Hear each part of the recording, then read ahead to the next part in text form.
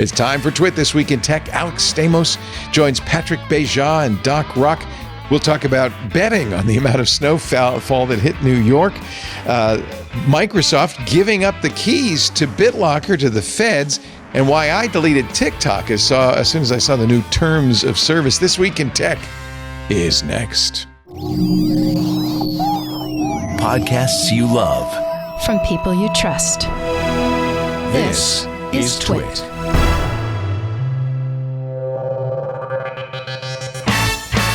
This is Twit, This Week in Tech, episode 1068, recorded Sunday, January 25th, 2026. Toto's Electrostatic Chuck. It's time for Twit, This Week in Tech, the show we cover the week's tech news. Hello, everybody. I hope you're staying warm and you're safe and your power is on and you're not listening to this on a battery. If you are, turn it off and save it for when the power comes back.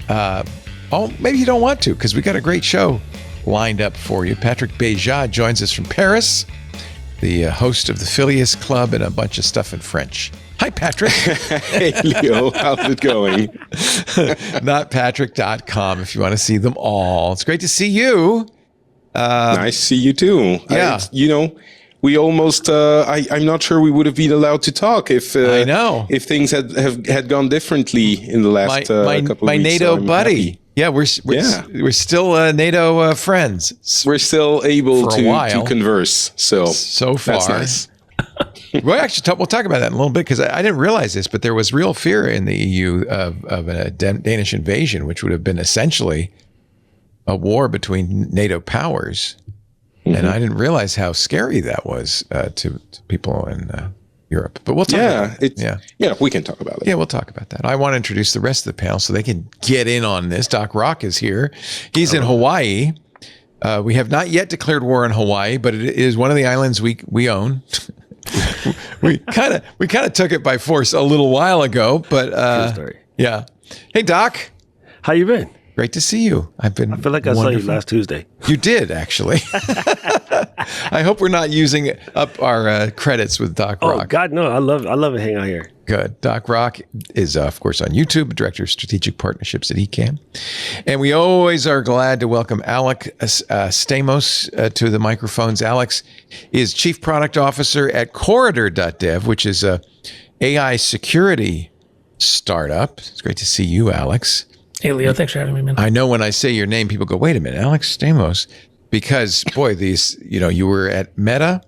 You were at Zoom, brought you in as a consultant when they had that little kerfuffle during the COVID pandemic over end-to-end encryption. You helped them get that all back together. Then you were at Stanford at the Internet Observatory. We're director of the Internet Observatory, which is all about watching disinformation. But apparently disinformation's all the rage now, so that there's not much future in that anymore. Yeah, it's just called information now. It's just information, right? Exactly. That's just. Oh Lord! Oh Lord! Don't get me started. So anyway, it's wonderful to have you, Alex, and I hope you. Well, I'm glad that you guys are in areas that it's not snowing. Many of our listeners, of course, are in the swath of this terrible freeze. I thought it was kind of interesting. And this is the one tech story, at least so far, having to do with this, that the prediction markets are now huge about any news story. It's all about what you can bet at Kalshi and Polymarket. You can bet how much snow hit. Well, you probably can't anymore. I think it's over. You can bet how much snow will fall in New York City this weekend. But basically now, traders on Kalshi bet $900,000 as of yesterday afternoon on whether 12 inches of snow would fall in New York. On Polymarket, $210,000 on how much snow. The winning category so far, 8 to 10 inches. So if you bet more than 12, you lost your bet. But this is what is going on now. Billions, it seems, certainly hundreds of millions are trading hands on these new markets, betting. It's almost like gambling is addictive. Almost. It sounds that way. I mean, I understand that it's very difficult to regulate gambling when you have the internet. I guess that's why sports betting is being allowed now, because you can always go outside of the region where it's illegal and bet there. But it is, I mean, or maybe you don't have to allow it. I don't know. Maybe it's a choice. But I still think it's concerning because it's gambling, right? It's just gambling applied to everything. And I think what happened, at least in the United States, with our American football, the NFL, is it now dominates. In fact, I would say it's all sports. It dominates the coverage. You can't talk about a game without saying the over/under, who's the favorite, what the odds are, and you see it in tickers going across the bottom. And there's some concern that that's going to happen to news in America, that you will see the over/unders on whether we're going to invade Greenland, and that suddenly it's going to become all about betting on the news instead of the actual impact of the news. You guys, I know Alex and Doc follow sports closely. Yeah. Do you think all of this, DraftKings sport bet has? I think it's tarnished the reputation of Major League Sports. Yeah, in a way. It's funny. Sorry, brother. Nowadays, here's what's really, really sad. I was watching AFCON the other day, and there was a controversial call, and so there's going to be a penalty kick, and the player who's a penalty kick, well, he's like half Moroccan, and he missed the penalty kick that Leo could make. And then the suspicion. Thank you. The first thought wasn't, oh my God, the pressure, or it was a good idea, but kind of dumb place to do this idea, because it does work. When it works, everybody goes, I can't believe they had the balls to do it. It's called the Palinka. It's basically you send it lightly down the center like your sister kicked it. And goalies miss those because they dive left or right. Goalies take a chance, dive left, dive right. So he was doing something reasonable. He was doing something very reasonable, but the first thought that went in my head, and I'm not a conspiracy theorist type person, was, did he do that on purpose? And, him being like only half Moroccan, is he on a sports bet? And I can't believe I went there.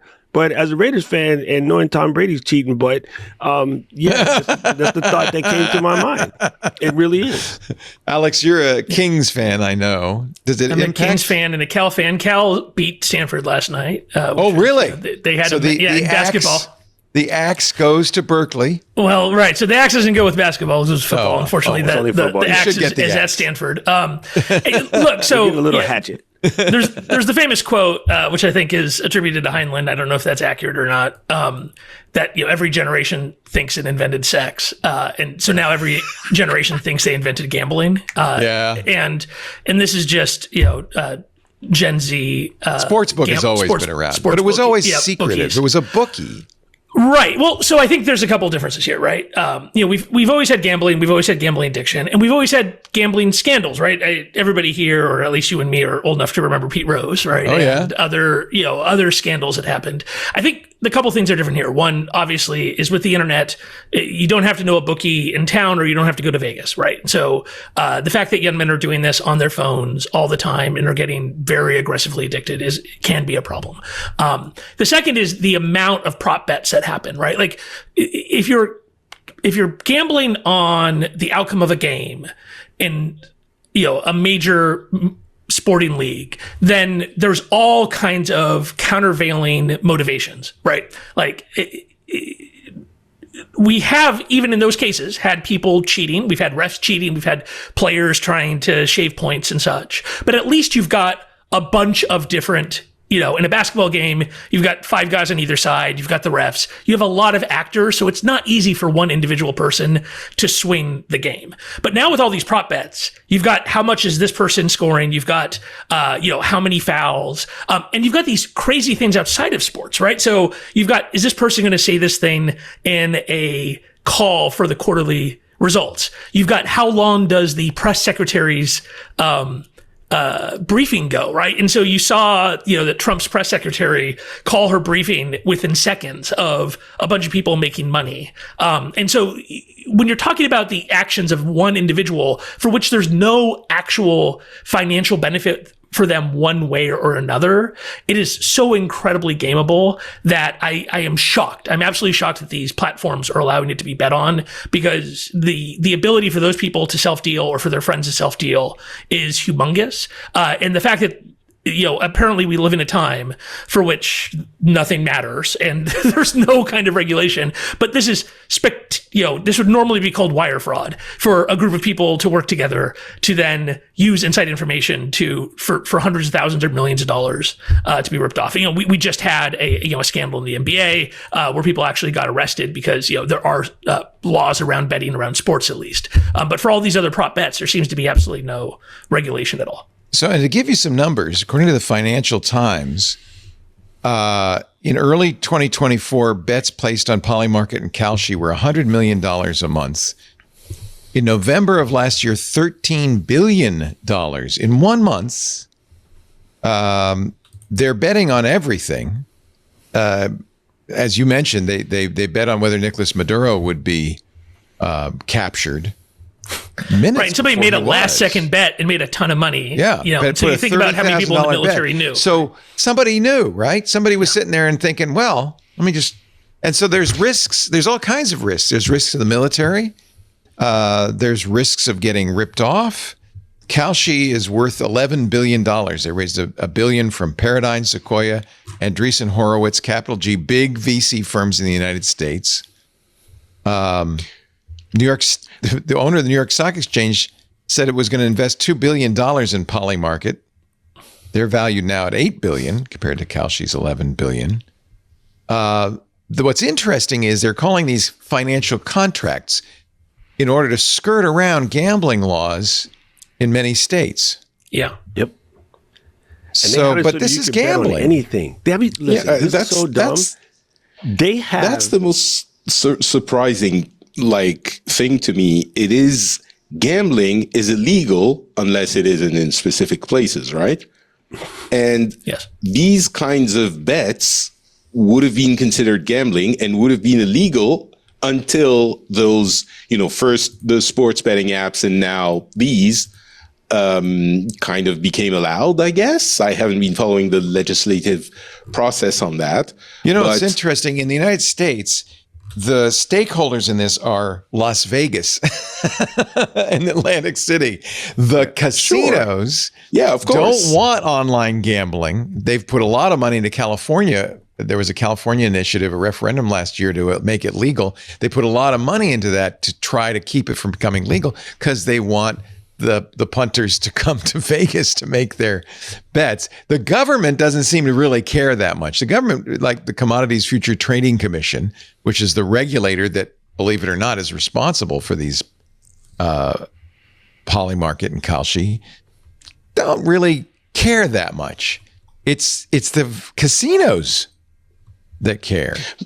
But have we suddenly decided that gambling is not, because the reason it can, there are specific places, casinos, is that it's not allowed in other places, right? We're in agreement just to put up a little speed is bump. Illegal unless so.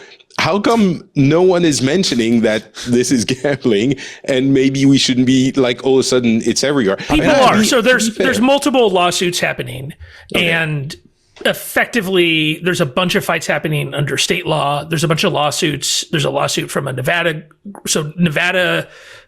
gaming commission has sued. There's been Indian tribes have sued. That's the other stakeholder is the Indian casinos. Yeah. So what's happened is effectively with the switchover, the Trump administration has stopped,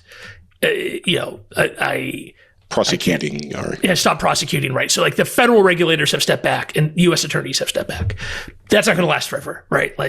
In 3 years, there'll be a new administration. It will most likely be the other party.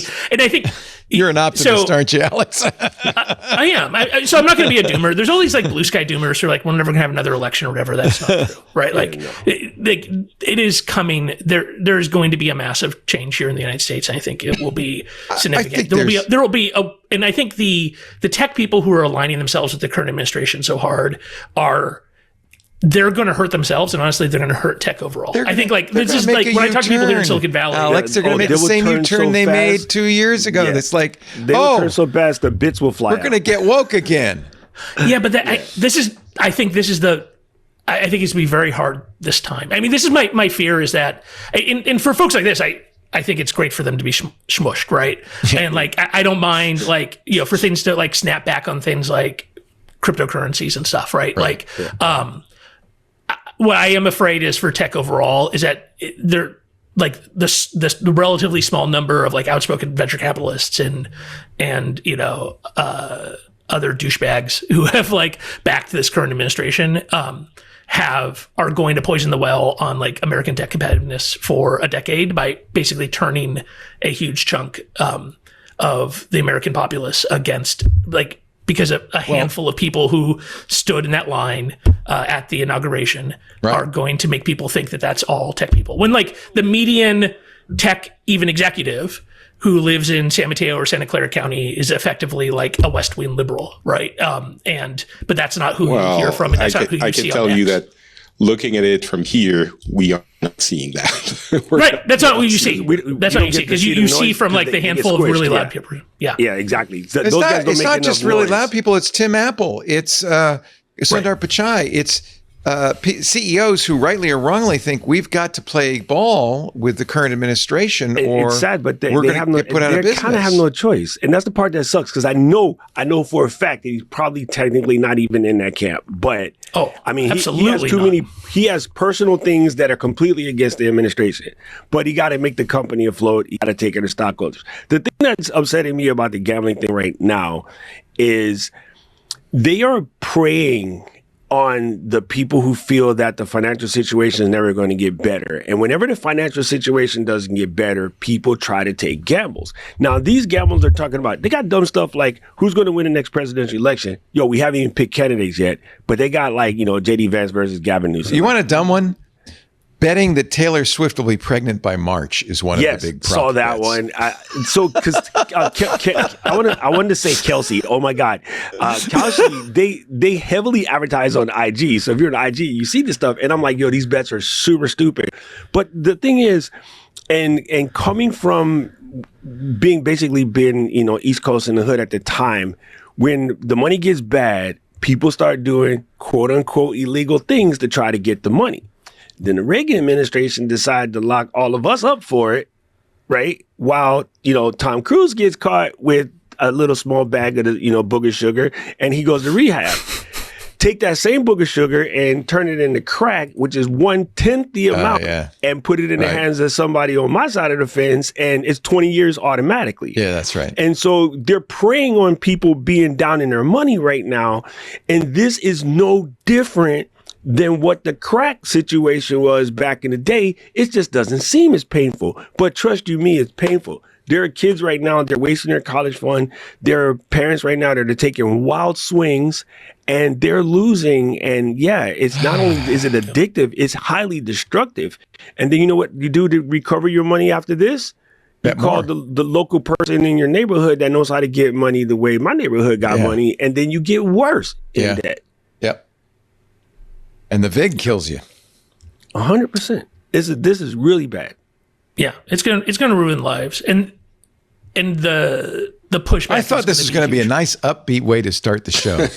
Leon, I don't think you have the right guests for like the super upbeat show. No, it's not. No, I got to start with something even, because the rest of it's not even depressing. about the guests. This is literally gambling. Like there's no discussion. The only reason this isn't a bigger deal is that there are other much bigger deals, in the world. This is the secret. It's crap all the way down, and it's very clear that a lot of this is that Putin style flood the zone, where if you spew a huge amount of crap, people, we can only take so much. At some point, people just go, I give up. And they tune out. And that's the best possible thing that could happen. I hear so many of my friends with the I give up language. And I'm like, no, please don't go there yet. Like, I don't even like your take on it, but please don't give up. Honestly, I think it's fine to give up. I think it's fine to give up because you're going to ruin your mental health. Well, that's why you want to give up. It's driving me. I can't sleep. I'm want so to give upset. I up can't sleep. as long, just I brought 3 bottles of Japanese whiskey back from Japan, Louis. I'll see you. Yeah. that helps. But like, give up on the constant barrage. Just watch the news from a channel. France 24 has an English channel. Just watch the news once a day from France 24. Read a reputable newspaper, and then vote when it's time to vote. That's the important thing. Like, you're not gonna change things or understand things better by watching the constant barrage of news of either the news, 24 hours news networks, or the TikToks and shorts or whatever that will serve you the most enraging. We have an elderly parent who doesn't consume mainstream news, but subscribes to 300 newsletters and gets much of their news from a Brazilian, kind of nutty Brazilian newsletter. And the problem is it's so easy now, thanks to AI and thanks to the internet, to create a huge amount of disinformation. And I think I don't blame this relative because he's grown up. He's an older fella. He's his whole life that, well, you trust what you read, right? These are, we trusted the New York Times and NBC and CBS. And when Uncle Walter said something, Walter Cronkite, we took that as gospel. And so you have that in your head. Well, I'm reading it. It must be true. So I don't blame them for this. Let me ask you, Alex, because you are an expert on security. And I'm very relieved that you think fair elections can happen. One of the weird strength of the United States is that our elections are run by the states. So there's 50 different local governments that run the elections. Very hard to steal a national election. Right. There's over 10,000 actually election authorities in the United States. Because not just the states, the counties, right? It's local. Yeah, don't you just need to steal like 4 counties though to swing it? So tell me, Alex, reassure us that it would be very difficult to steal an election. It's extremely difficult to steal an election, which is why the election was not stolen in 2020 and why it was not stolen in 2024. There is some feeling that it might have been. I mean, Trump did say, well, we got the swing states handled. Elon's going to handle that. Yeah. That scared me a little bit. This is what drives you nuts. There's a whole set of like Democratic influencers who like to push this idea that Trump stole it. That is not possible. Donald Trump did not steal it either. Right. Like, it is extremely hard in the modern era. It is effectively impossible to steal a U.S. election. What is possible, it would be possible to cause chaos, right? And it certainly would be possible for the president of the United States to cause chaos and to create a situation where you could certainly create a situation where the election is unfair, right? Where people can't maybe vote. More to the point, believed to be unfair, right? That's the real issue, is what people believe. Right, but actually changing the votes would be extremely hard. Right? To just lay it out, right? So in the United States, we now have moved, as of now, so this wasn't totally true in 2020, although one of the saving graces is by 2020, none of the swing states were using direct recorded entry electronic voting, right? So none of the swing states was it that when you pushed a button on an electronic voting machine, did that machine store your vote? There were people who touched a touchscreen, but then what it did was recorded it. That was a ballot marking device. You want something that's a paper trail that can be audited after the fact, right? So now we have, for the vast majority of people, vote on hand-marked paper ballots with the option of people can touch a machine this is mostly for people for either who need a language that is not supported in the place where they're voting, or they have a special accessibility need, such as they're blind or something like that. But then those are ballot marking devices. It will then print a paper ballot. Those ballots are then counted usually by machines, but then we have what are called risk limiting audits in all 50 states. So this is what it gets hard. It is hard to explain things like statistics to normal folks. But this is the expertise of your former colleague, Chris Krebs, right? This is why Chris Krebs in 2020 said, This was one of the fairest elections. He said it was the most secure election that had ever been held, which is true because by 2020, CISA had been created, the Cybersecurity and Infrastructure Security Agency, which was the consolidation of a bunch of different security groups in DHS into one agency. Now, CISA can't actually do security for all the different parts of the election, but what they did do was support all of the different counties and states. And in doing so, they did penetration tests, they did code reviews of the code, they did work with the people who build all this stuff, and then they ran a center that pulled in information from the NSA and FBI, shared threat information back out to the states and counties, and then if anything bad happened, helped do very rapid investigations. Is that all still in place? No, that's all been torn down. All of that capability has been destroyed. The people have been fired from CISA. There's been an active attempt to undermine that security. Basically. Yes, pretty much anybody who did that work has been effectively called like a traitor, or has been said like that Chris Krebs. Like Chris. So unfortunately, President Trump signed an executive order that explicitly called out Chris and said that Chris's clearance need to be revoked. His clearance was revoked. They took away his TSA pre-check and his global entry, which is kind of nutty. I mean, it's like kind of talk about petty. Like some that's petty fascism. But then what is not petty is then ordered for him to be investigated, which is basically a bill of attainder, which is something that is so unconstitutional. It's mentioned in our Constitution as not being allowed twice. So anyway, Chris and a number of other people worked very hard in 2020, and not him, but other people worked in 2024 to keep the election secure. A bunch of those people have been fired, but still there are people in the states and localities who have that muscle memory who will be doing this in 2026 and 2028.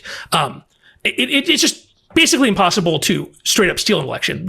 I think the fear, though, is if you have kind of armed men in the street, if you have riots, if you have tear gas, then people won't go out to vote. They won't vote. Right. So that's different. That's different than stuffing ballot boxes. It's different than changing the vote totals, which again is effectively impossible at scale. But what you could do is try to suppress voting.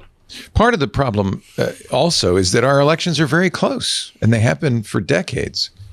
And the closer the election, the smaller the amount of leverage you need to exert to change an election.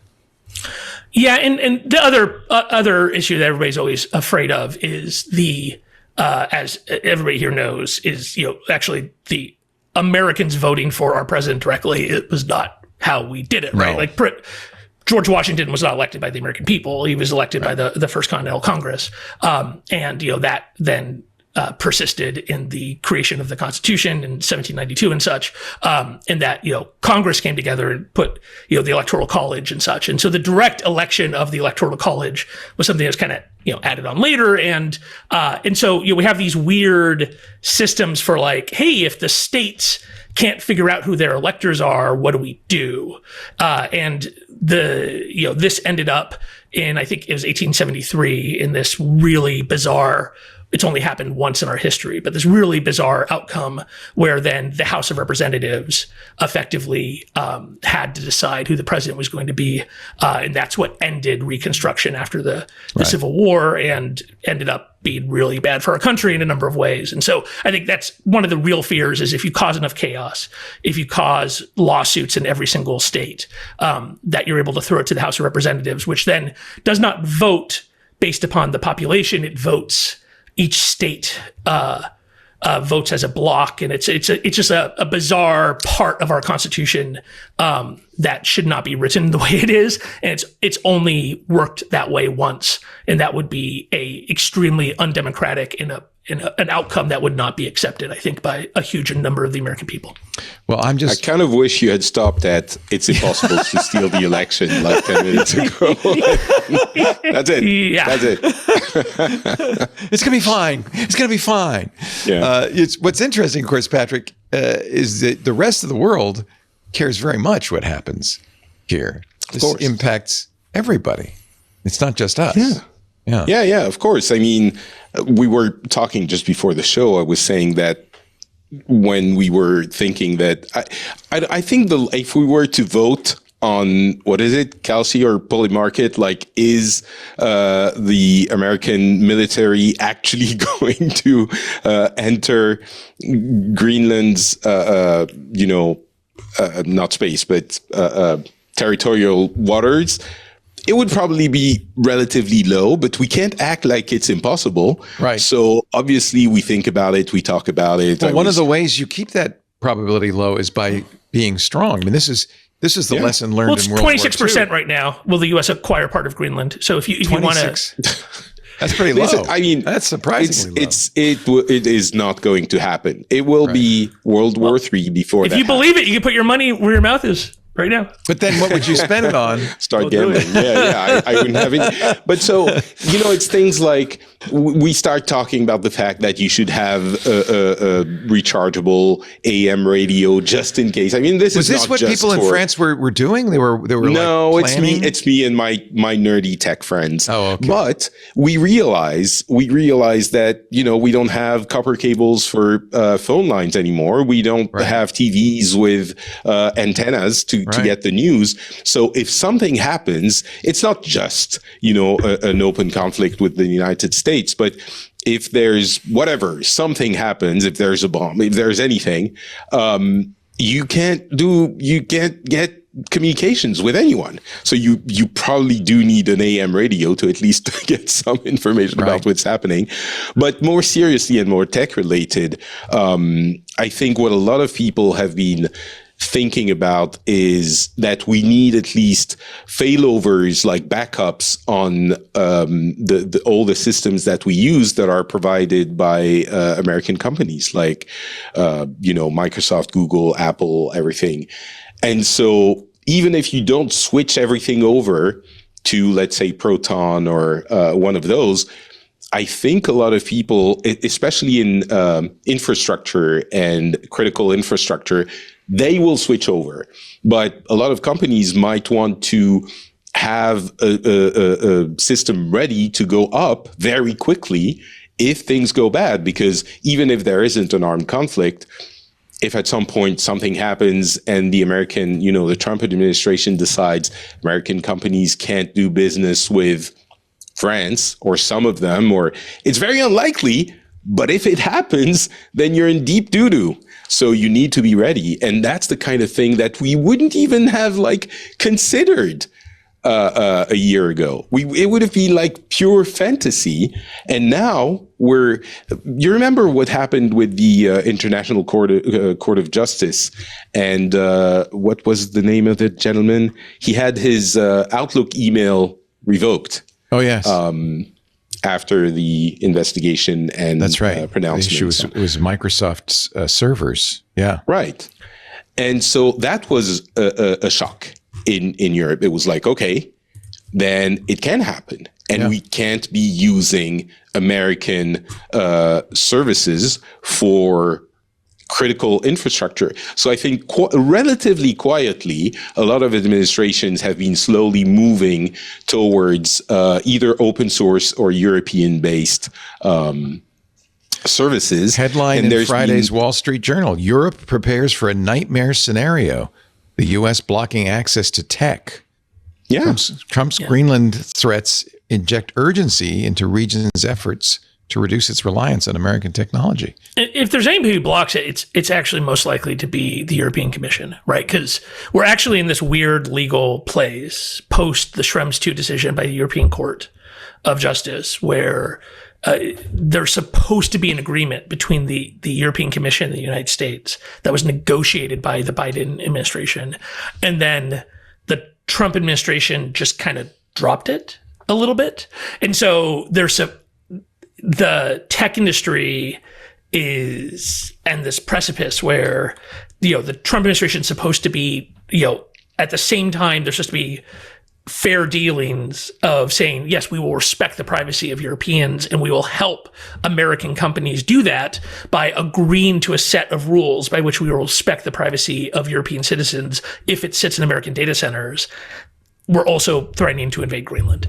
And so all you need is for the European Commission to effectively just not agree to this new privacy agreement between the United States and the EC, and the European Court of Justice will just wipe out what are called standard contractual clauses. And all of a sudden, the European subsidiaries of Microsoft and Google and every other American company will no longer be able to do data transfers into the United States. And so that will have the effect of basically cutting off European companies from using the American cloud. Let me take a break, and then we'll talk about TikTok, because the deal went through and maybe didn't work out quite like everybody thought it might work out. We have a really perfect panel for this. I got to tell you, it's so good to have Patrick Beja visiting us from the EU. And if he suddenly disappears, we'll know something horrible has happened. No, he's actually just getting better from the flu, and it's late at night in Paris, and we're going to try to keep this from being a 4-hour episode just for you, Patrick. Yeah, right. Yeah, right. We've gone through 2 stories, so we're totally I know, we're not moving We're exactly at the pace I was hoping. That's Alex Stamos. Great to have you, Alex. These are important things, though. I really, I don't want to give them short shrift, so I really appreciate it. Alex's new job as Chief Product Officer at Carter.dev, a firm that was much needed these days, helps AI developers create secure code. And I'm going to sign up for it and have it run on my GitHub repos and see where I went wrong. Because I've been doing a lot of vibe coding lately. I've been loving it. I've been loving Claude Code. I actually ended up doing the max subscription just so I could have more tokens and more credits. And it's really, I think we're entering into a world of hyper-personalized software. It's very interesting to me. We'll talk about that a little bit. Also with us, Mr. Aloha himself, Doc Rock. Thank you. YouTube.com/DocRock. He's on the opposite side of the world, actually, from Patrick. So as Patrick's entering the early morning hours, you're just entering the afternoon. Yep, 1 o'clock. Almost. That's nice. That's nice. Great to have all three of you. Our show today brought to you by ThreatLocker. I'm very excited. Steve Gibson and I are going to be heading to Orlando for ThreatLocker Zero Trust World. We've got a deal on tickets. I'll tell you more about that in just a second. But let me first tell you why you want to know about ThreatLocker. Ransomware is just devastating businesses worldwide. ThreatLocker can stop it before it starts. And because it's zero trust. Zero trust is remarkable. Recent analysis from ThreatLocker shows how a single ransomware operation, Qilin, surged from 45 incidents a couple of years ago to 800 incidents last year. It'll probably double again this year. That's why you need ThreatLocker. ThreatLocker's zero trust platform takes a proactive, and these are the key 3 words, deny by default approach to block every unauthorized action. If you don't specifically say, yes, this can happen, it won't happen. That protects you from both known and unknown threats. ThreatLocker's innovative ring fencing constrains tools and remote management utilities so attackers cannot weaponize them for lateral movement or the mass encryption they need for ransomware. ThreatLocker works in every industry. It works on PCs and Macs. They've got US-based support that's phenomenal, 24/7. And this is kind of cool. It's just, I think, in a way, a side effect of zero trust, because nothing can happen unless you authorize it. It means you have comprehensive visibility and control. You have a record of everything that's happened, right?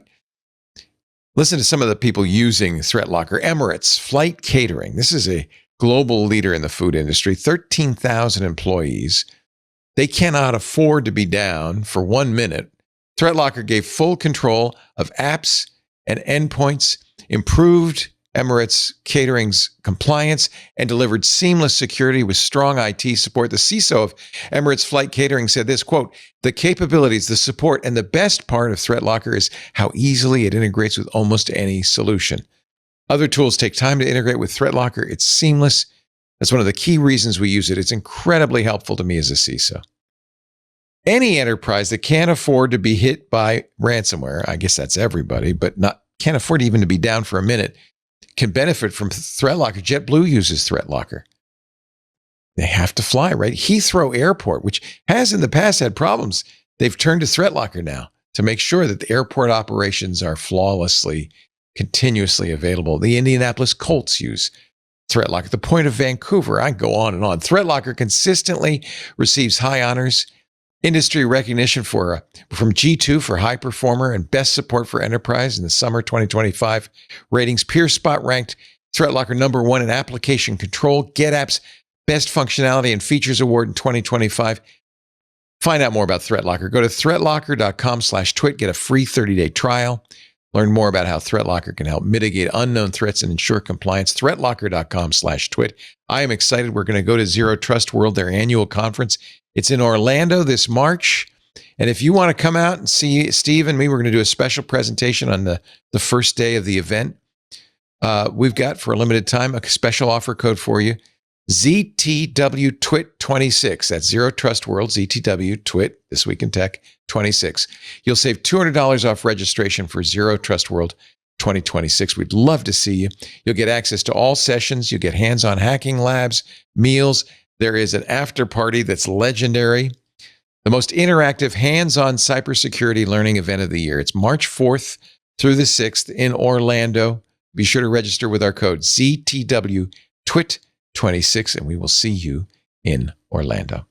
And thank you, ThreatLocker, for supporting the show. So this week, it became official. China and U.S. have signed off on the U.S. spinoff. China still has 29.9% of the company. That's the maximum a foreign entity can have ownership of. The rest is owned by Oracle, Silver Lake, Michael Dell, the United Arab Emirates. Their MGX is their state-owned investment firm based on AI. Susquehanna, I think that's Jeff Voss, who's a big Trump donor. And I think one of the real reasons that the whole throw TikTok out of the United States didn't happen, because Voss had a huge percentage of TikTok, and I don't think he wanted to lose his money. Dragoneer.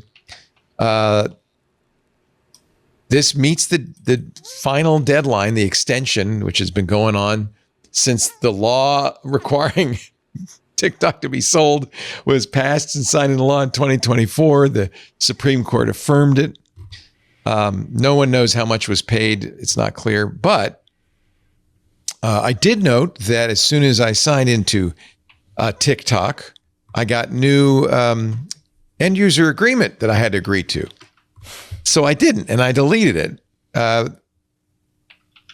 Some people say it's actually, for one of the things that they asked for is more specific location information. Look, we were worried about the Chinese having that. Right now, they're even more granular. They're having minute-to-minute location information. That was the thing that stopped me. They also said TikTok could collect information including your sex life, your sex orientation, your status as a transgender or non-binary, citizenship, and immigration status. Now, lawyers have said that that's to comply with California's Consumer Privacy Act. Because now it's a U.S. entity, they have to comply, I guess. It was enough to scare me off. It's funny. It's ironic because I honestly wasn't worried about the Chinese knowing my immigration status. I'm much more worried about the U.S. government knowing my immigration status. And I'm a citizen, but apparently that's not sufficient anymore. What do you think, Doc Rock? Are you going to continue? Do you do stuff on TikTok? You know what's really crazy is I recently just started doing stuff on TikTok because, there's a lot of activity happening over there. And yeah, this is sketchy. What's funny is that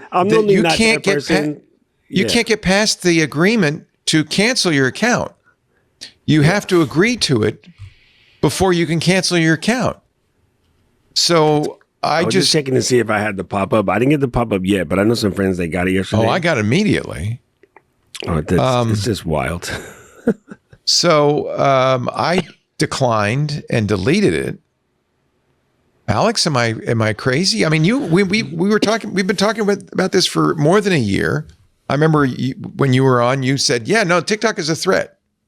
It's no longer a threat? Yeah. So,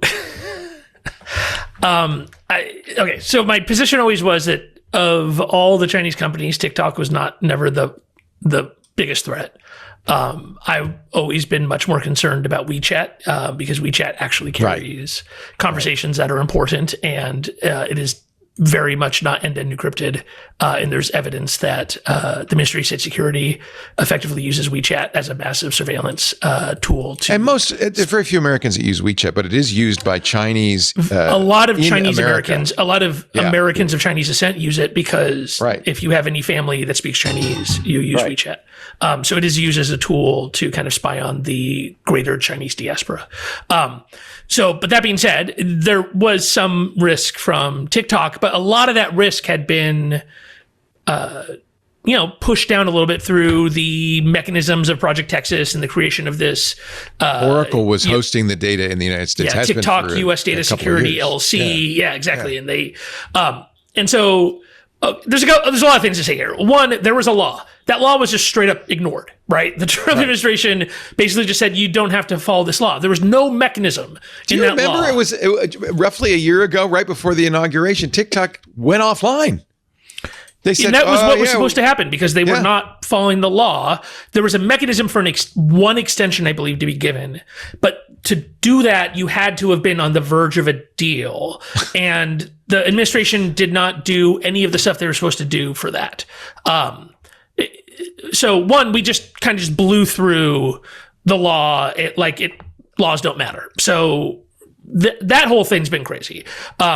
Second, this new entity, some of these are just neutral. I don't think Michael Dell has like that much of a political position. Silver Lake is just a neutral private equity firm. But some of these people are, really political players who are directly aligned with the current administration. And we know Larry Ellison is one of them. Yes.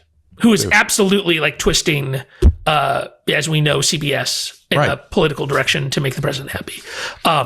And so in some ways, TikTok might be more of a threat, if not from a data perspective, from becoming a much more political platform. Now, I think that will, if that happens, that is going to backfire in crap. I mean, there's nobody who is more sensitive to being manipulated as a father of teenagers.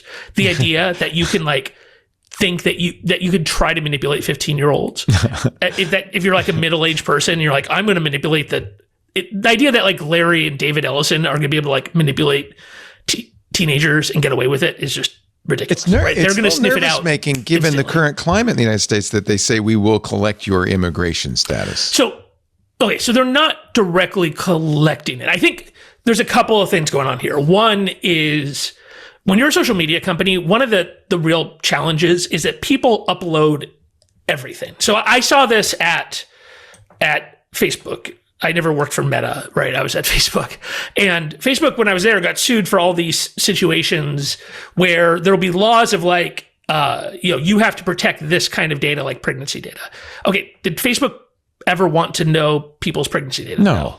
But there'd be things like SDKs that could get embedded in products, and then all of a sudden things like PHI would get uploaded, and that's just like an arbitrary text field, and all of a sudden it ends up in our database and we don't even know about it. But then the company gets sued, and it is way easier to go to a jury of 12 people who can't get out jury duty and tell them big company bad, big company spying on pregnant women.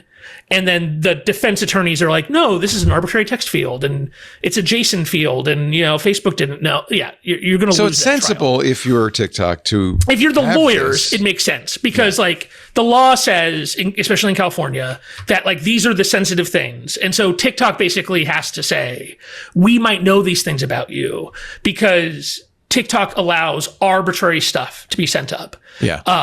Now, the question is it smart for them to actually list these things because it's going to show up in a lawsuit later? This is where you get I think the trade-off inside of social media companies between the lawyers and product people, where if you're a product person, you might be could we just get away with saying, hey, you're sending us videos that might have anything in it, and if you tell us sensitive stuff, it's going to be in your data and we can't help that? Can we get away with that instead of listing all this stuff? It's probably also why they fought the California Consumer Privacy Act, because they knew it would require this kind of language, right? Yeah, I don't think TikTok's actually tracking immigration status. No. I think they have overactive. They paid somebody $900 an hour to write this thing, and part of what they're doing is they're looking at every lawsuit against every other social media company for the last 20 years, and they're protecting against it. That being said, I think this whole TikTok thing is incredibly corrupt, right? Like, effectively, our government put a gun to the head of a foreign-owned corporation. I do not like the owners of that foreign-owned corporation. I am not a fan of the People's Republic of China.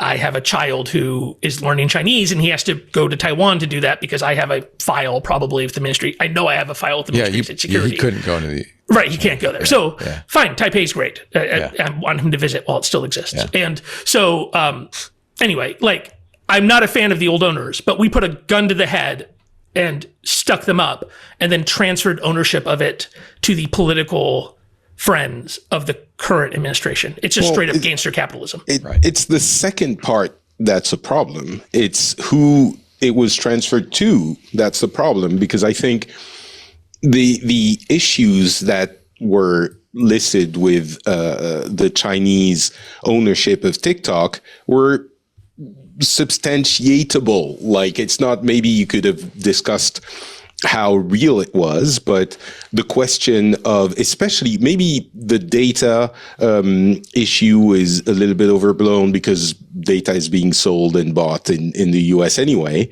Our GPD is pretty cool.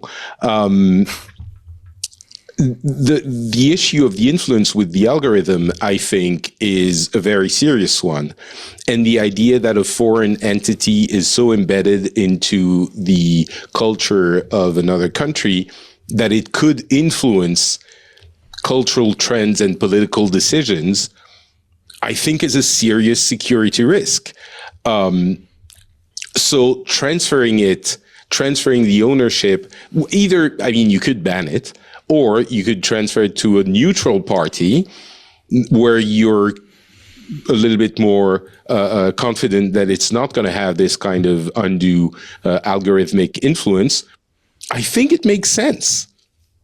The problem is who it was transferred to, and the algorithm can be used to nefarious ends in that case as well. I mean, any political party cronies or friends of would have been a problem. It turns out it's this one, if we want to be a little bit more neutral for a second. It turns out it's this one. It would have been a problem either way if it was another politically charged group of people. But the issue of the algorithmic influence is not to be discounted, I think. And we can see it.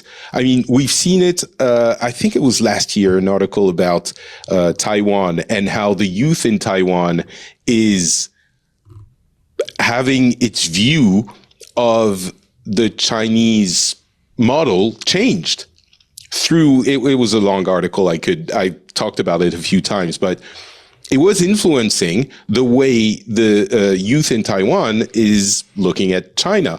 And even, it might be a little bit anecdotal, but I use TikTok quite a bit, and I've seen a significant amount of what is effectively Chinese propaganda, which is showing all the great things about China. You know, modern cities, modern, very technologically forward stuff, happy people, dancing, singing, showing their cities with trains going through buildings and stuff like that. That's awesome. You strangely never see anything negative about China on TikTok. Never, ever. And I have, again, well, this is very point. I never have either. You're right. Yeah. But I've seen, people going like, China sounds cool. Yeah. China sounds cool. It's very cool. I mean, China is very cool. There are some not cool parts, of course. But you never hear about, freedom of expression, the Uyghur, like never on TikTok. No. And my point is that, of course, there are a lot of people who know about these things. There are also a lot of people who might not, it's not that like it's going to go from 0% to 100% positive opinion. But if you shift, 5%, 10% opinion, it does something to the country, right?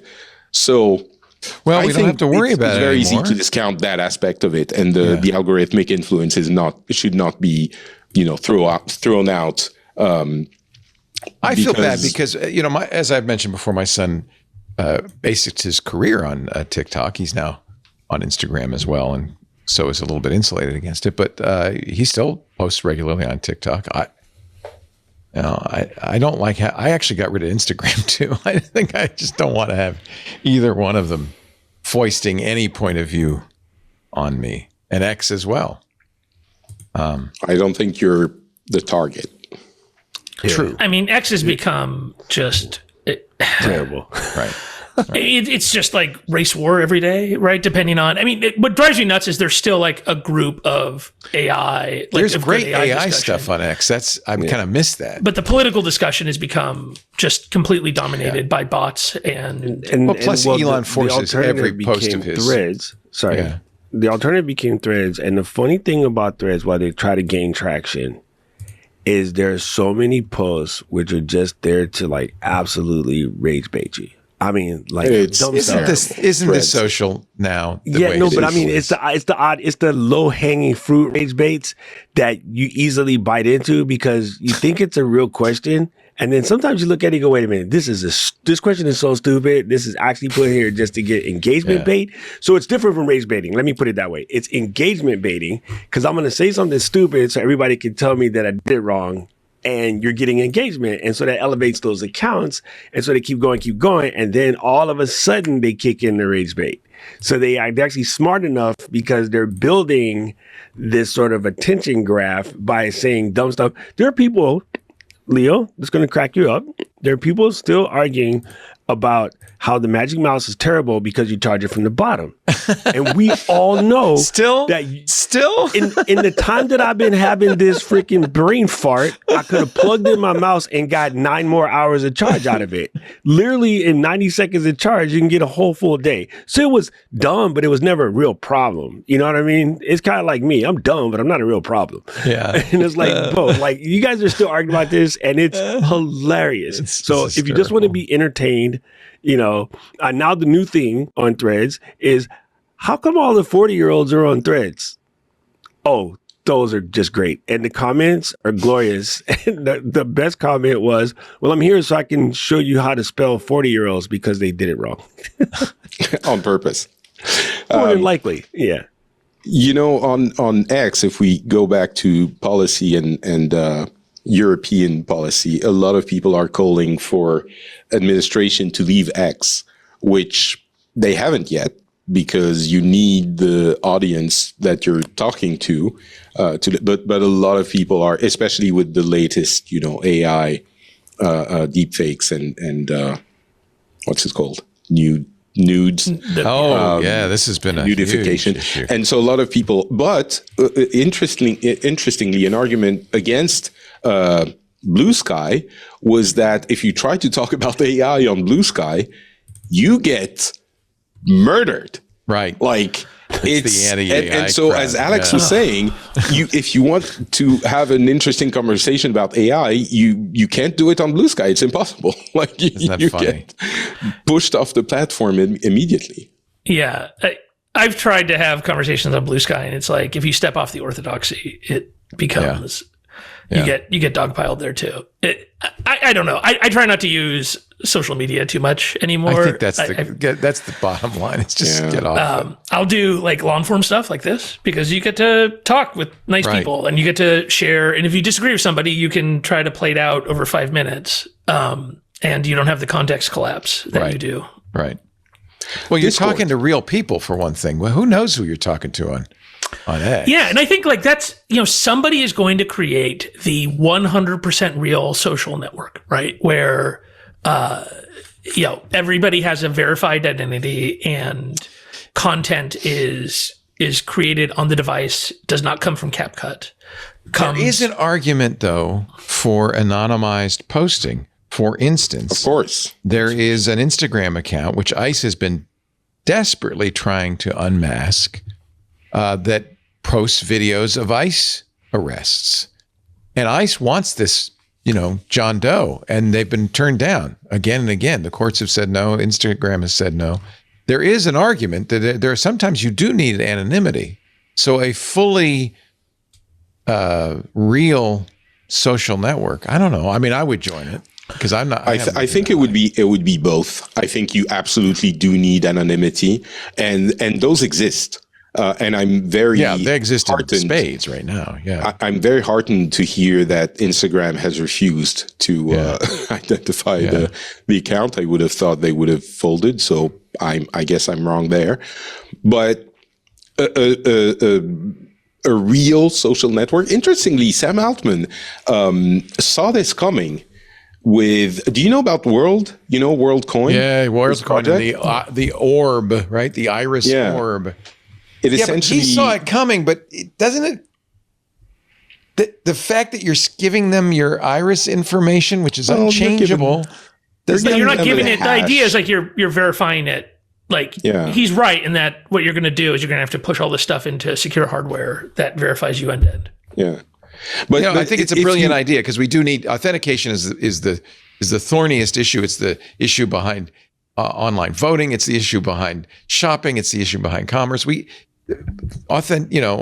able to authenticate reliably is a huge issue and unsolved at this point. Well, especially if we're talking about communication in an era of AI where you don't know what is being, if you don't know if what is being you're seeing is real or not. At least if you know it comes from someone who has identified themselves through, World, like WorldCoin or something else. I think it gives credence to whatever you're seeing. And the reason a lot of people are giving up at the moment, I think, on information or videos, or the biggest problem with AI, I think, is that it's not that it's going to make people, we've talked about this a few times, but it's not that it makes people believe stuff that isn't true. It's that ultimately people who see stuff don't know whether it's true or not, so they're not going to trust the stuff that is true.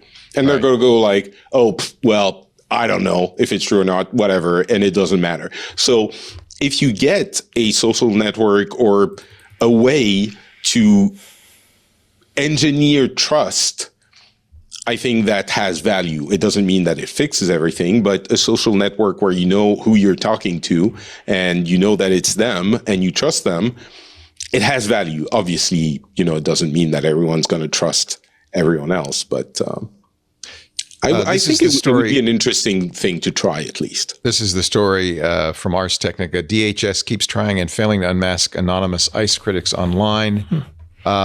They had subpoenaed Meta to reveal the John Doe who had an Instagram account and a Facebook account monitoring ICE in Pennsylvania. They sued the DHS. He countersued to block ICE from identifying him.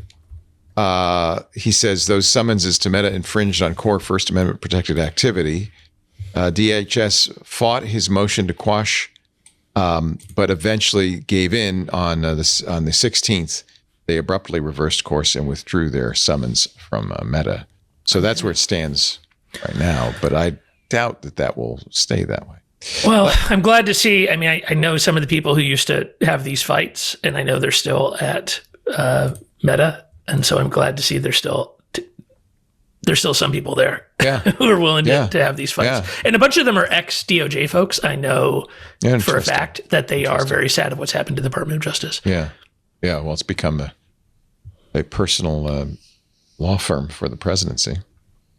We're going to take a break. Come back. Oh, I had one more stat just to give you. We were talking about the sexualized images on X, the Grok deep, non-consensual deep fake nudes. According to the New York Times, over 9 days, Grok posted 4.4 million images, of which at least 41% was sexualized images of women. So that's 2 million images in 9 days, non-consensual sexualized images. Yeah. So if women, you look deeper, and how many of other, Yeah. a couple percent and at least a single digit percent look like they're underage, which would make Grok one of possibly the largest creator of AI CSAM now in history. Isn't that amazing? I mean, it's a fascinating outcome because, at Stanford, we wrote a bunch of the first papers on AI CSAM, back like 2021, 2022. And we saw this coming, but like where this was this all started basically with Stable Diffusion. Stable Diffusion 1.5 had very few protections. But for people to take Stable Diffusion and then create AI CSAM required at least some skill, a bunch of people working together and stuff. And Grok made it super easy for folks. It's interesting because this is the graph from the New York Times of the images created, just all images created per day by Grok. And you could see that there was a sudden explosion after Elon posted an AI edited photo of himself in a bikini. Oh God. And then suddenly there's this explosion. And then of course it all ends when X limited the image creation to paid accounts on January 8th. Because you know what makes something really much more legal is if you charge people for it. Yeah, right. Oh, now it's okay. Yeah. Yeah. You paid for it? Oh, well, go right ahead. Right. ahead. That's generally a defense in court is, oh no, we're profiting from this behavior. Now it should be okay. Well, at least if it's paid, then they know who you are, right? So in theory, if you create something that is illegal, it's easier to find you. I'm really trying to, play devil's advocate. Thank you for that. Yeah. But the problem is the person committing the crime is actually Grok, is actually XAI. Is it? Yes, XAI is the generator here. They do not have Section 230 protection. Oh, interesting. They do not. No, they are the one who is. They're the now poster. who is. But an AI can't have a copyright. Can't be like the person. Are you sure it's not the person legally that is like writing? So the prompt? this is. I mean, this is now what will be litigated. This will be fascinating. Right. Yeah. Is who is the, because there's a civil issue. And civilly, I am sure XAI has a huge problem. Now, what they're trying to do is they're trying to get all these cases removed to Texas, to one district in Texas where there's only like one judge, and he is a Tesla shareholder and will not recuse himself from cases. So that is super controversial, right? So like Elon's baby mama, sued him in the Northern District of Texas. Right. That's right. Or Northern District of California, and he's trying to remove it under their terms of service. So that is like super controversial of, can you use terms of service even though the actual harm happened elsewhere? So that's a big legal fight. But then the second issue will be there's significant civil issues, but this is a crime, right? And the criminal issues here are very interesting. For the most part, has there been any criminal prosecution though? No. There have been criminal prosecutions of people for AI CSAM. They are few and far between. Okay. Because what happens is the vast majority of cases where people get caught with AI CSAM, they have real CSAM on their drives. And for the most part, so they don't have to go prosecutors after the AI part. Yeah. So the vast majority of child exploitation cases are pled out, right? It almost never goes to trial because the evidence is strong and the penalties are huge. And so the lawyers tell the just plead out. Perps, just plead out. You're in trouble. Like instead of taking 20 years or whatever, 30 years, get your 18 months or 2 years and, take it. There have been a couple of cases, but it's complicated. And the legality issues here are complicated. I'm going to give a shout out to my former Stanford colleague who's still at Stanford, ran Evercore, and has written a number of pieces on this because the laws around it are different and they all actually rest on a Supreme Court precedent called the Ashcroft case. So it tells you how old it is, which is about can images that are not real be count as effectively child pornography, right? And it's it turns out to be like a really fascinating, interesting issue. And so this will end up being litigated, and it probably will end up going back to the Supreme Court because none of the case law,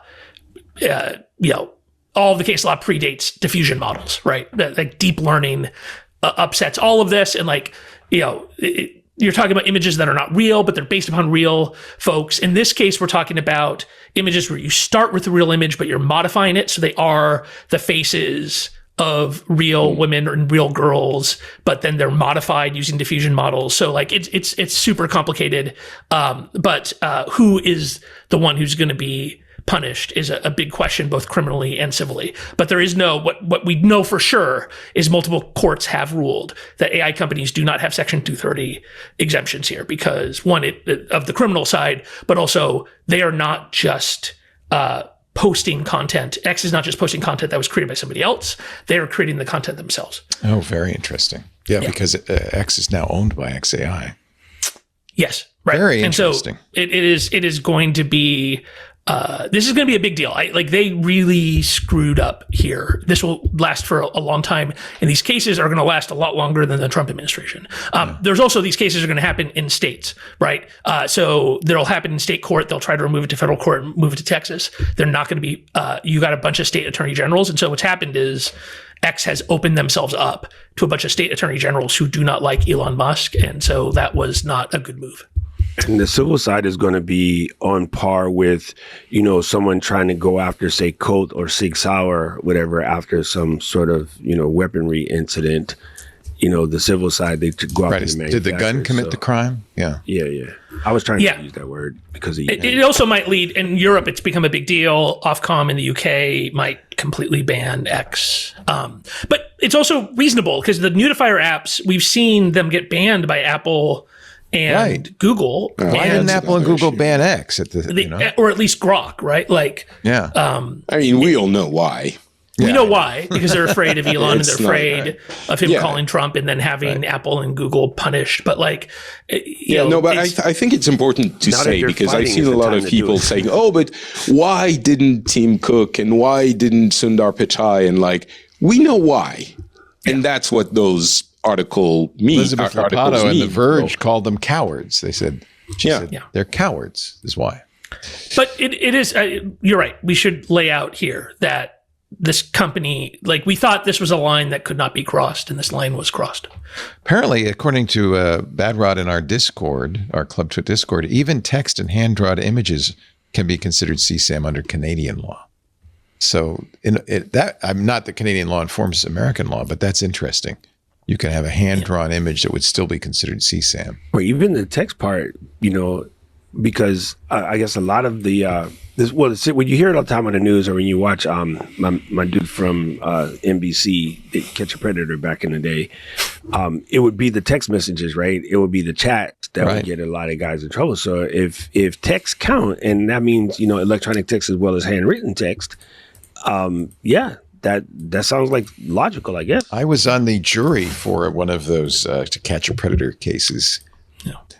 He got in a lot of trouble for entrapment, though, and I don't. That's exactly what happened. You never hear the second half of it. I sat through the whole testimony of the prosecution. Then the defense goes to the judge and says, "Your Honor, this is entrapment," and the judge throws it out, says to the jury, "Never mind." After 2 weeks of testimony, we went home. But I agreed with the judge the whole time. I'm thinking this poor kid was completely entrapped. For the show. Nonetheless, I mean, it's not saying for the purposes of television entertainment, some of it got elevated because of television entertainment. Because there was no child involved ever. It was an adult who was. Anyway, it was. It was interesting. It's my only time I ever served on a jury, and I thought it was a fascinating story. Hey, we got to take a break because poor Patrick is just never going to make it to 4 a.m. So. No sleep till dawn. Brooklyn. Till Brooklyn. That'll perk you up. Alex Stamos, who I had no idea was a big fan of rap, is here. He's the chief product officer at Quarter.dev. Of course he is. You're that generation. It just blows me away, because as an old man, I always think the rap generation is young people, but it's not anymore. Anil Dash was good. We had Anil Dash on the show. He was going to the last performance of the Wu-Tang Clan. Wow, you're hip. Yeah, how old are the Beastie Boys? Exactly, right? Exactly. Those are oldies now. Oh. Yeah. Patrick Beja, not an oldie, a young man in an old man's body. How about that? Let's go with that. Okay.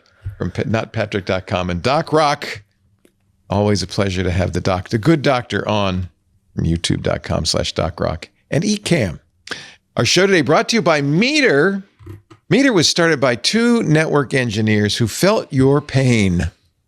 If you're a network engineer, they know how difficult it is. They decided to be the company building better networks, full stack. Full stack. If you're a network engineer, you know all of the pain points: legacy providers, inflexible pricing, IT resource constraints stretching you thin. No IT department ever got enough money to do their job right. Complex deployments, fragmented tools. You're mission critical to the business. Let me reassure you, but you're working with infrastructure that just wasn't built for today's demands. Well, Meter knows that too. And that's why businesses are switching to Meter. Meter delivers full stack networking infrastructure. Wired? Yes. Wireless? Yes. Even cellular, that's built for performance and scalability and built to handle the most challenging environments. Meter designs their own hardware. They realized we've got to do it from scratch. We've got to design the hardware. We've got to write the firmware. We've got to build the software. We have to manage the deployments. And they even provide after-market support, after-sales support. Meter offers everything. They'll even do ISP procurement for you. They'll do all the security, the routing, the switching. They'll do wireless, firewall, cellular. They'll do the power, right? That's just as important, isn't it? DNS security, VPN, SD-WAN, multi-site workflows, all in a single solution from a company that cares. Meter's single integrated networking stack scales. They work in major hospitals, and you know what a hostile environment for wireless a hospital can be. If you've ever been in a hospital, the phone never works. Branch offices, warehouses. It's really often the case. I was talking to Meter a couple of weeks ago, and they said, we often get calls from companies that acquire another business. They get these warehouses with old stacks that, hostile wireless environments, and they have to then incorporate it into their own existing systems. They're great for this. They can do it for large campuses. They even do it for data centers. Reddit uses Meter. That should tell you something. The assistant director of technology for Web School of Knoxville, he said he had an interesting challenge. We had more than 20 games on campus between our two facilities, each game streaming via wired and wireless connections. All at once, that event went off without a hitch. We could never have done this before Meter redesigned our network. With Meter, you get a single partner for all your connectivity needs, from your first site survey to ongoing support, without the complexity of managing multiple providers, multiple tools. You know how it is. You say, I'm having a problem here. The ISP says, what's your router? The router company says, what's your ISP? No. You don't have to worry about that. It's an integrated networking stack. Meter's designed to take the burden off your IT team and still give you deep control and visibility, reimagining what it means for businesses to get and stay online. Meter is a modern company built for the bandwidth demands of today and tomorrow. We thank Meter so much for sponsoring. Go to meter.com/twit to book a demo now. That's meter.com/twit to book a demo. I was so impressed with these guys. And the founder's story is amazing. They know what it's like. And they came up with a great solution. Meter.com/twit. We thank them so much for their support. Big story coming out this week about Microsoft. The FBI said, we want the BitLocker keys for an investigation, and Microsoft provided them. When asked, Microsoft says, we get about 20 requests for BitLocker keys every year. We'll provide them to governments, plural, in response for valid court orders. Now, I think you might have thought, I certainly thought, that BitLocker, which is full disk encryption, was, mine and mine alone. And it used to be, and in fact, it was one of the hazards of BitLocker that it was certificate-based. If you created the certificate and didn't save it, that you would not be able to access your data ever again. Microsoft solved that by saying, well, no, you have to have a Microsoft account, and we'll keep the keys for you. So they have the keys. Early last year, the FBI served Microsoft with a search warrant asking it for recovery keys to unlock encrypted data stored on 3 laptops Federal investigators in Guam felt that they held evidence that would help prove individuals handling the island's COVID unemployment assistance program were part of a larger plot to steal funds. Microsoft complied. I'm sure this was no surprise to you, Alex, and probably isn't a surprise to anybody who thinks about it. Should I worry about my my file? I was vault? like you, Leo. I thought it was private, right? But I actually don't have a problem with this because you have the option to not.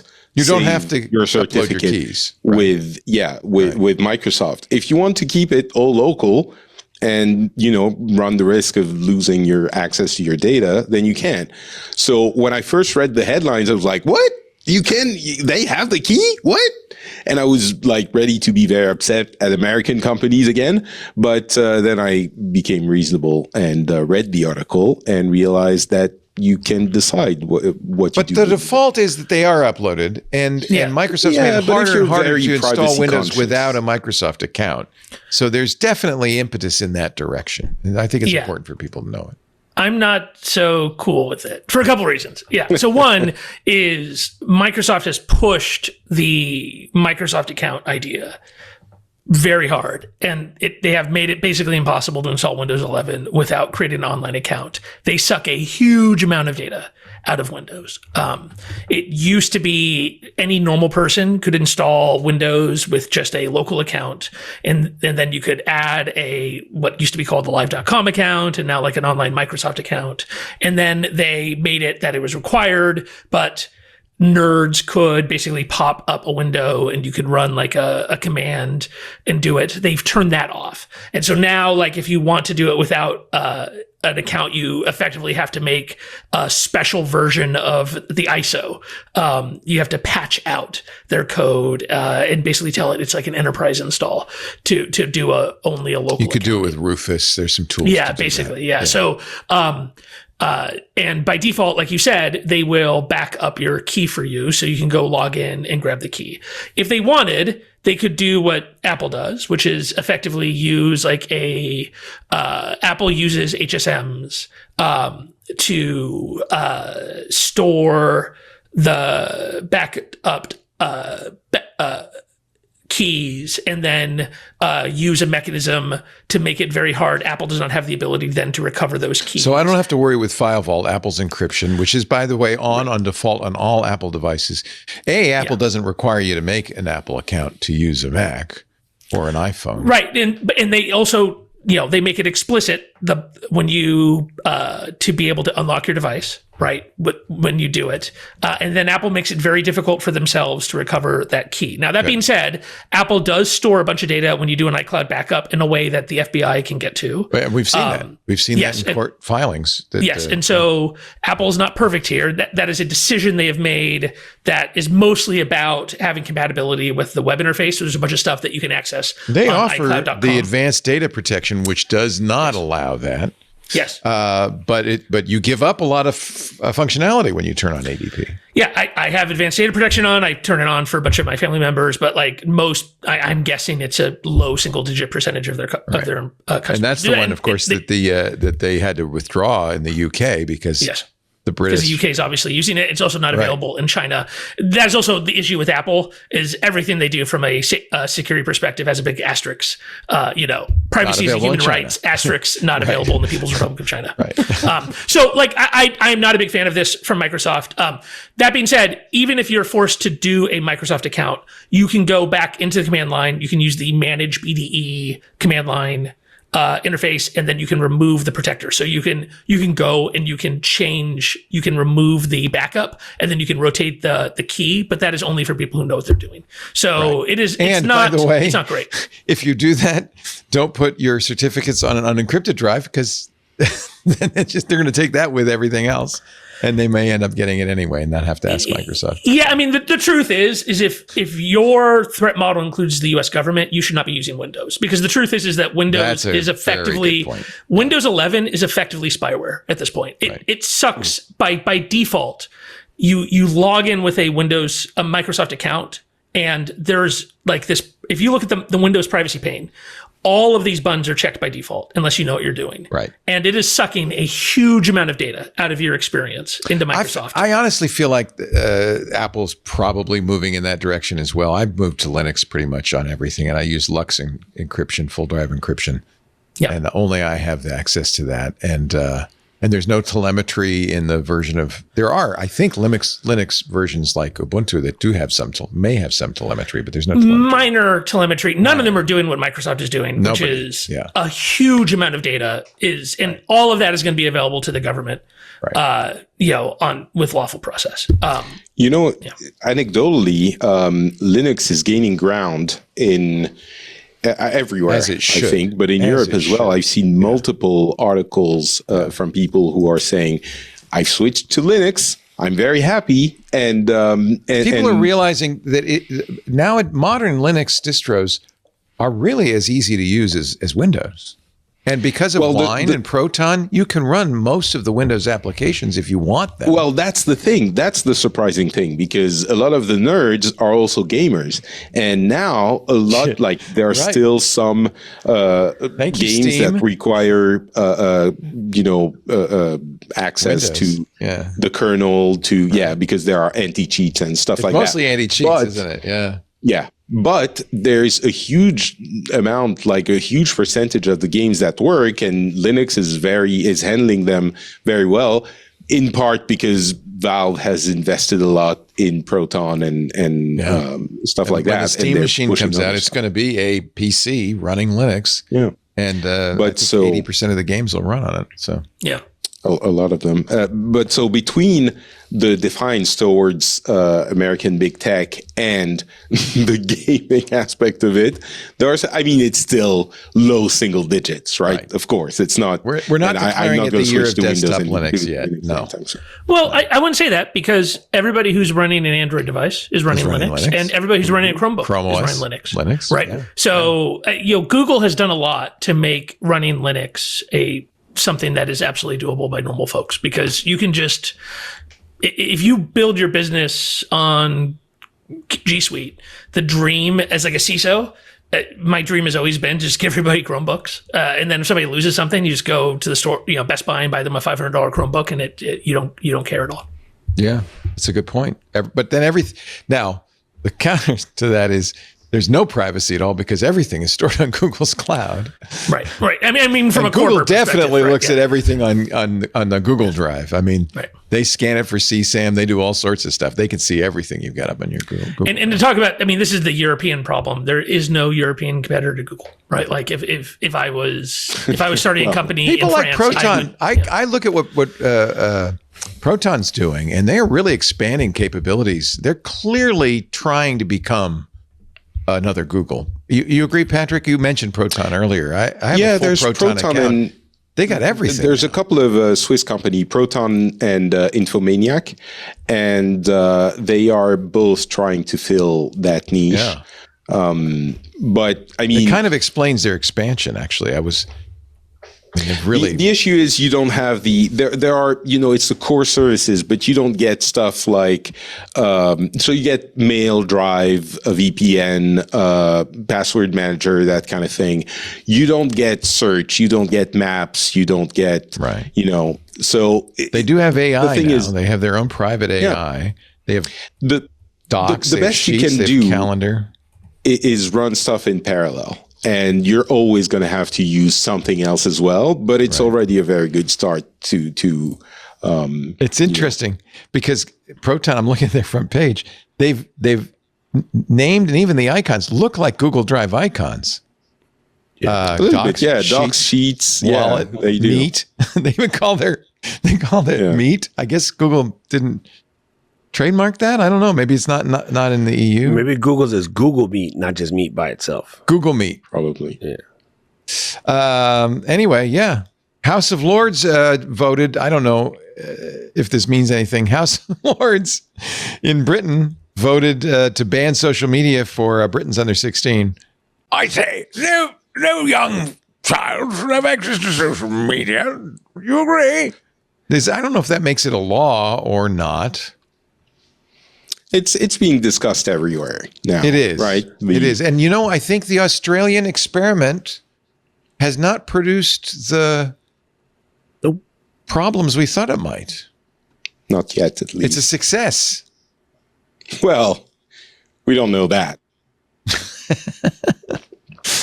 But it is no. I think the tendency we have as tech literate people and geeks and nerds is to think, oh, this is, the previous generation panicking, and this is a moral panic, and this is, Dungeons and Dragons and video games again. Cut your hair. Your rock and roll music's going to ruin you. The devil's music. The devil's music.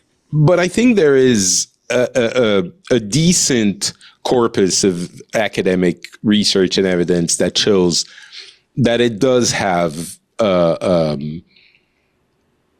negative effects. Yeah. And I mean, even if you think about it a little bit more objectively, like the internet, I think we talked about this last time I was here, but the internet is culture, and it's all of culture. It's very open, and you can go anywhere and see anything. And social media is included in that mix. And if you would think about a teenager around, 13, and tell them, okay, here's, the city, you can go anywhere and do anything, you wouldn't be comfortable, right? There are red light districts, there are weird people, there are strange things. You wouldn't let your kids walk down at midnight downtown, down a dark alley, just like the internet, exactly, right? and in bars and in so. The problem is you give phones to kids, and that's what it is. They can literally find anything. And so the idea that there should be some restriction on that used to be very, problematic to me. I thought it was, reactionism. But now I'm not so sure. Yeah. And I think the debate will happen on how and how it should be implemented, what age, how do we deal with it. But I don't think it's unreasonable to think kids shouldn't have access to the entirety of the internet when they turn 13 or even younger, because there are younger kids who have phones. And a phone is a window into the entirety of the internet, right? So the fact that a lot of countries now are looking at this and thinking, okay, maybe you shouldn't ban social media. Maybe you shouldn't, there might be different graduations there, different gradations. I don't know. Yeah, gradations. Yeah, that's good. Gradations. But I think we're moving away from people saying, oh, this is just a moral panic and we should let everything open and just not regulate anything. What do you think, Now, Doc? the issue is, how do you determine someone is 16 or 15 or whatever? You're right. That's a whole other problem. But you said, I think here's it was you what's who said, funny, Doc, that the House of Lords is going to, do they understand that they're going to have to submit their age verification if this goes through? So here's an absolute hilarious thing. I know that there's been so much talk about the teenagers, and last week, this is crazy. I'm gonna take it to sports ball for a second, but I just want you to see where this is gone, because of what Patrick just said about there has been actual proof about sort of the things that it can do to a person's mental health. So, two of the quote unquote Manchester United legends, two of the best, players that ever played a game, were sort of down talking a current defender, saying that he was too small and he wasn't any good, and I don't know why they signed him or whatever. And kind of the fan base went to, these guys are legends, and normally whatever they say is gold. And they're like, bro, this isn't the game that you guys played. And I know you guys are saying, well, because he snapped back and he made the player who they're in question, Lisandro Martinez, he made a social media statement that basically called the legend guys bullying him, right? And then instead of apologizing, they made like, oh, well, he was just being somewhat of a crybaby and he should be tough because, he's a pro baller and he should be able to take it. And the community went crazy. First of all, in the game, he actually manhandled Erling Haaland, who is quote unquote the best striker, and he actually proved them wrong. But then they were like, well, maybe we shouldn't have said that. And what nobody's understanding, that even though this guy is a 26-year-old baller and he's a World Cup winner, so yeah, he's been through some things, the way that these guys get attacked now is completely different. In 2013, when Paul retired, he basically played from 03 to 13. Is a different game, because when you mess up, you literally have millions of people flooding your box. And even if you try to ignore it, your friends and family see it, so they get it. And so it's not just you, it's a whole bunch of people in your circle that hear all this noise. And if this is affecting professional athletes, World Cup champions, and they're almost 30 years old, what exactly does it do to the kids? And I used to be the ones like, stop blaming social media and be better at parenting. But even then it's hard now because it has grown so immensely. And I think the other thing that a lot of these people don't sort of understand, that it isn't just a handful of the top social media apps. Like, there's so many ways. I don't know if you've been on live playing like Call of Duty lately. It's psycho in there. I'm a grown man and an ex-soldier, and the stuff that people say to me in there, I'm like, bruh, number one, you wouldn't say that if you saw me. I'm way bigger than you think. That's part of it, is it's anonymous and you're not in person. I'm like, you're too young. And I never thought I would say this because I'm the cool uncle, but I'm like, you're too young to say what you just said.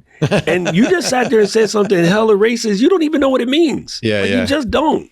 And it's I think that's a really good observation, because even I work on the internet. I have a public persona, but I don't have any experience of. But you see this all the time with celebrities, sports people. I mean, they are bombarded in ways that we have no idea what it's like. And you think, well, couldn't you just ignore it? You could ignore it. Nah, these guys get threats. They get threats for messing up a game, and it's not. They didn't even mean to. Like, they're humans, right? If the mighty Casey struck out now, the mighty Casey would be lambasted. Like, people went after Travis Kelce for dating Taylor Swift, while in the back of their heads, every one of the dudes that came after him. Probably you have to have a hell of a thick hide to be able to be in public eye these days. Most of the guys who are making that noise would have absolutely dated Taylor. Shut up. Like, number one, just because she's rich. Never mind she's good looking, but she's rich and talented. So don't act like you're not about it. Stop lying. And I mean, one of the issues with kids and teenagers is that it invites the social interaction with their friends and school groups into every hour of every day. So there's no safe place anymore, right? There's no safe place from bullying, from social pressure. And I think it will be very, very interesting to follow. And the initial anecdotal evidence I've seen is kids, contrary to what we might have thought, they seem to be relieved, at least some of them. They seem to be relieved. They're like, okay. That's the story coming out of Australia. Yeah. Some of them anyway are saying, thank God. I probably would be in that group. And it's not like go through withdrawal. You're going to go through withdrawal, but afterwards you go, oh, what a relief. That's and in Australia, it's mostly the algorithmic stuff, right? So you still have access to Discord, to WhatsApp, to but so YouTube. You lose YouTube, which is a big deal. That's a big. Well, there's a bunch of apps that are now filling. I mean, that's the problem. The criticism of the Australian law. Yeah, you can't shut it down. And you have access to. You lose YouTube, but you lose your account on YouTube and the algorithmic stuff, right? But you can still get a link to a specific video on Discord or WhatsApp. Okay. So if there's something that's trending, I think the impact is a lot more limited than we think in the way it's been implemented. It's only the big platforms on Australia, right? So that's one of the criticisms of Australian law is they kick them off the big platforms, and so people are jumping on the little platforms, which often have no trust and safety team, and so you're pushing. We'll see what the emergent behavior is, but like if you end up with all Australian teens on like the crappy version of Instagram, then it's probably not an overall win, right? There's also the issue of VPNs. I mean, it's technically very difficult to do what they're proposing, and the even larger issue of age verification. There's really the age verification. I mean, what the Australians have done is they punted that to the companies, right? So they basically said that's have to. That's what everyone's doing. Yeah. Right. Just do it. You figure, hey, a the way. nerds figure it out, right? Yeah. When I And then sign we'll into find you when AI we're not now- happy. When I sign into AI now, it asks me my age. I've noticed that on the AI platforms. Now, it's asking me. It's not. I mean, it's not like I couldn't lie. I don't know if that protects them in any way, but it's interesting. I mean, I think. Don't you think we're gonna get in a year or so to the point where everything asks you your age and tries to verify your age in some way? So I think in social media, they have the advantage in that, like on an Instagram, if They know you it. want to interact with your friends, then at some point you're going to have to be kind of honest, right? Like your other friends are going to be teenagers. You're going to post selfies. You're going to post pictures of yourself on the beach or whatever. And so you're going to be outing yourself as a teenager. You can't say you're 42 and then post you and your friends on the spring break trip. It will figure it out. And so this wasn't possible 10 years ago, but now with AI, what they're asking the companies to do is more realistic, as long as the governments give them some kind of error bar and don't say it's a $10 million fine every time some teenager sneaks through. But I think the ideal solution is something that, Leo, you've been kind of arguing for a while, and you've won me over. Just do it OS level. Right. And have the parents set it up. Apple and Google don't want to do this. Yes, but they this do is the not. only sensible way to do it. It is the only sensible way, I agree. And it's something that Zuckerberg, of all people, has been he doesn't want to arguing do it, for. Because he would love Apple to take this off his shoulders. Of course. And Apple in this even case, has an API to do this. Apple has already set this up. They do. Right. You just need to mandate it by law and have it be enforceable. And it's because of course you don't want every single company to have to be responsible for checking the age of every user. I think that's Apple where we're knows going, but it's kind of dumb. If you have it at the OS level, and you don't even involve any age verification. You just have the parents set it up. And yes, there will be kids who will get their own phone, who will set it up themselves. How many 14-year-olds are buying their own phone, right? Like exactly. So that's what I mean. This is what I've been pushing for the whole time. It's the one choke point at which parents have a good leverage. Right. Makes sense. Of course, they're lobbying against it at Apple, at least. I think they don't want the responsibility. They know that's why they built in the API. Notice, they are now supporting driver's licenses and passports. And of course, in those cases, they know they know the user's exact age. I think Apple already has it kind of ready to go, and they're just waiting to be told. You got to do it. Well, you still need then laws. I mean, wherever the mechanism is, then we need laws of what you do with that age, right? Yeah. Like, are you banning kids? Are you creating? Do you create like? There was this proposal of this idea of like Instagram kids. Do you create like a, playground in which, 13 to 17-year-olds are separated from adults? Right. Or do you create a place in which DMs are turned off or something? And that's different societies have different ideas here. The Australians want them off totally, where other people have said, hey, can we have a graduated steps? I am not a fan of government usurping the role of parenting. And the excuse is, well, parents aren't doing their job, so we have to. I'm sorry. That's what you always say, Leo, but governments step in. Oh, yeah, we had this conversation all the time. Right? It's a collective action problem, right? Like as a parent of a teenager, it's very hard to say no to your kid when Unless other parent. Everybody has to. And even like you don't always know what they're doing. Like the alcohol consumption is regulated, and that's the government. You could argue it's the government. No, until 1984 made that.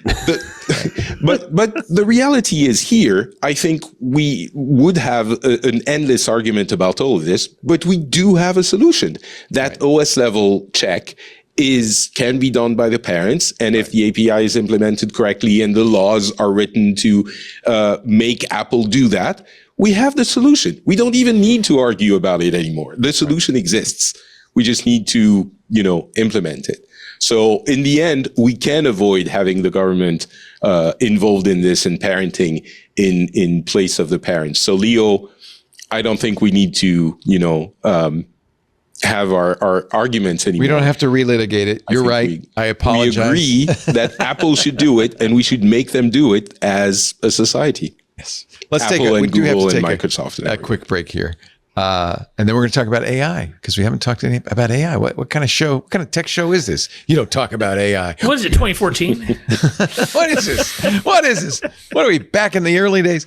This is, you're watching This Week in Tech. Alex Stamos is here. Great to have you. I always love getting you on, Alex. Thank you for being here. I appreciate it. Doc Rock, same thing. Actually, we've been getting a lot of Doc Rock lately, which I love. YouTube.com/Doc Rock. He's at eCamera, he's Director of Strategic Partnerships. And not Patrick Béja from France, where it's getting later and later. Our show today brought to you by Redis, the real-time data platform that powers ultra-fast applications. We use Redis, actually. We are Redis customers. We use it for our website. It's fantastic. You can use it for caching. The website never goes down thanks to Redis. Data storage, search. People use it for vector embeddings, for AI workloads, and more. With a global user community and adoption across, from startups to Fortune 500 companies, we're somewhere in the middle there. Redis continues to innovate on speed, on scalability, and developer experience. We've been using Redis since we set up our new website, now a decade old. Never once a hiccup. It's amazing. Redis helps developers ship faster, scale instantly, and keep apps blazing fast even under heavy load. At the center of the platform, Redis Cloud. Redis Cloud is the fully managed version of the fastest, most feature-rich Redis on the market. By choosing Redis as a service, you can easily start using Redis 8 in production. Scale to real-time speeds effortlessly. Redis Cloud is purpose-built for performance and simplicity. Incidentally, that's exactly what we use. You'll experience extremely low latency and high throughput. You get automatic scaling and global availability. That's important to us. We want to make sure that everybody everywhere in the world can go to our website and it loads fast and it works well. The setup is simple and they have a very generous free tier, which I really like. Redis Cloud is the real-time context engine that gathers, syncs, and serves the data you need to build accurate AI apps that scale. Very big time for Redis. Try Redis Cloud right now. You can learn more or try it for free. Just search for Redis Cloud, Redis Cloud, or visit redis.io. We're Redis fans. I think you will be too. Redis.io. Thank you, Redis, for your support. Did you see this? So Curl, which is probably one of the best open source apps ever. I mean, it's amazing what Curl can do. It's a way of sending requests to websites or to web resources and so forth. It's an open source project. The developers at Curl have been so overwhelmed with AI slop PRs that they have scrapped their bug bounties to ensure the mental health of their developers. We're just a small single open source project with a small number of active maintainers, says Daniel Stenberg. It's not in our power to change how all these people and their slop machines work. We need to make moves to ensure our survival and intact mental health. If you go to curl.se, you will see this. We accept security reports for problems, but if you waste our time on crap reports, we will ban you and ridicule you in public. So there. I love that. I think Curl is absolutely right. God bless him. That's super. So I think that's one example of something we don't think about when we think about the benefits of having identity. Or maybe they could implement it without the iris scanning. But I think if you have a global, in some instances, like in order to submit a report to Curl, I will attach my identity and they will know I'm a real person. And if I submit a lot of AI slop reports, they can block me. Yeah. That would be a better way to do it, wouldn't it? Be useful. Yeah. Yeah. And so, I mean, the nice thing is the Curl folks have fixed a bunch of bugs thanks to AI reports. But this is, I think, Leo, we talked about last time. There's a big change happening and it's being led from the open source world of, real pushback against folks pushing all of these bug reports. Bug bounties have always had this problem of low quality reports where people are. I mean, there's so much money you can make with a good bug report. Is that they're hoping it's like a casino? They're just going to keep submitting reports till one. So very few people can come up with really good bugs. It takes some skill. Yeah. It takes a lot of skill, right? And so we've always had this problem of what people call big bounties, which are the people who run tools that do scans and then say, please, sir, can I have $250 or $500? The stereotype. Oh, I get those emails daily. Yeah. I have found a bug on your site. Yep. Yes. The stereotype is people are often from like developing countries for which if they make $500, that's a humongous deal for them. Right. And so, that's been a problem in the bug bounty world. And often it was like Ness's output or burp output or, either an open source tool or a cheap commercial tool that will be like, you're missing some header from your website or, you have TLS 1.2 turned on or something. And so usually in bug bounties, you'll say like, I will not take the output of your tool. With AI, what you can do is you can run it against a code base and it will come out with output that looks totally different, but is still slop, right? But you can't do that against commercial tools. So you do it against open source and that's what they're dealing with. Now, this is a little different than what a lot of the pushback has been specifically against Google, which Google's team has been using their AI to, push bugs. And like the last round was the FFmpeg team. That's what we were talking about. Yeah. FFmpeg who criticized. They're very criticized. Now those were legitimate bugs. And that was a slightly different issue, which is like the FFmpeg people were complaining because Google was pushing, they were saying these are bugs without giving them patches, right? And so I think the other kind of thing that's happening here is with the ability to find things with AI, there's now a changing kind of standard, which is it used to be okay as a security person just to complain and to be like, I found a bug. You, the developer, should fix it. And now the expectation is like, well, if your AI is so good, well, why don't you spin me a patch, right? And that Google has heard that feedback, and now actually some of the Google people came up with some initial patches to submit to FFmpeg. And so I do think for especially at the high end, for folks like at Google or OpenAI Aardvark, that you're going to see patches come with some of these complaints. But like we're definitely going to see this on the low end for any either open source project or there are basically paid for by Google and some other folks. There are kind of nonprofits that will pay bounties on open source projects. We'll see the big bounty going on where you basically run it through Claude Code, run it through a security audit, and then take low value, low propensity bugs, write them up, and then beg for $250. Yikes! This is completely off tangent, but did you see? I saw this headline and I went, "What? SSH sends 100 packets per keystroke." This is from EIEIO.games. And I thought, oh, that must be a horrible bug in the SSH specification. Is this to defeat timing attacks? Yes, it's for fuzzing. Yeah. Because it turns out you can kind of tell what people are typing by the cadence of their typing. No, this is intentional there's been a bunch of attacks against for interactive keyboard login. This is one reason why you don't want to use interactive keyboard login is for keyboard timing attacks. There was actually a whole spate of these analysis attacks like a decade ago or something. And so the SSH folks for interactive keyboard stuff, they had to add a bunch of noise into it. This guy was writing a TUI game that I don't know why you would write a TUI game over SSH, but anyway, he was using SSH so you could play, I guess, the game on another computer. And he said the latency was terrible. I couldn't understand it. And so he did a little, TCP dump and found this. But that's by intent. It's not a bug.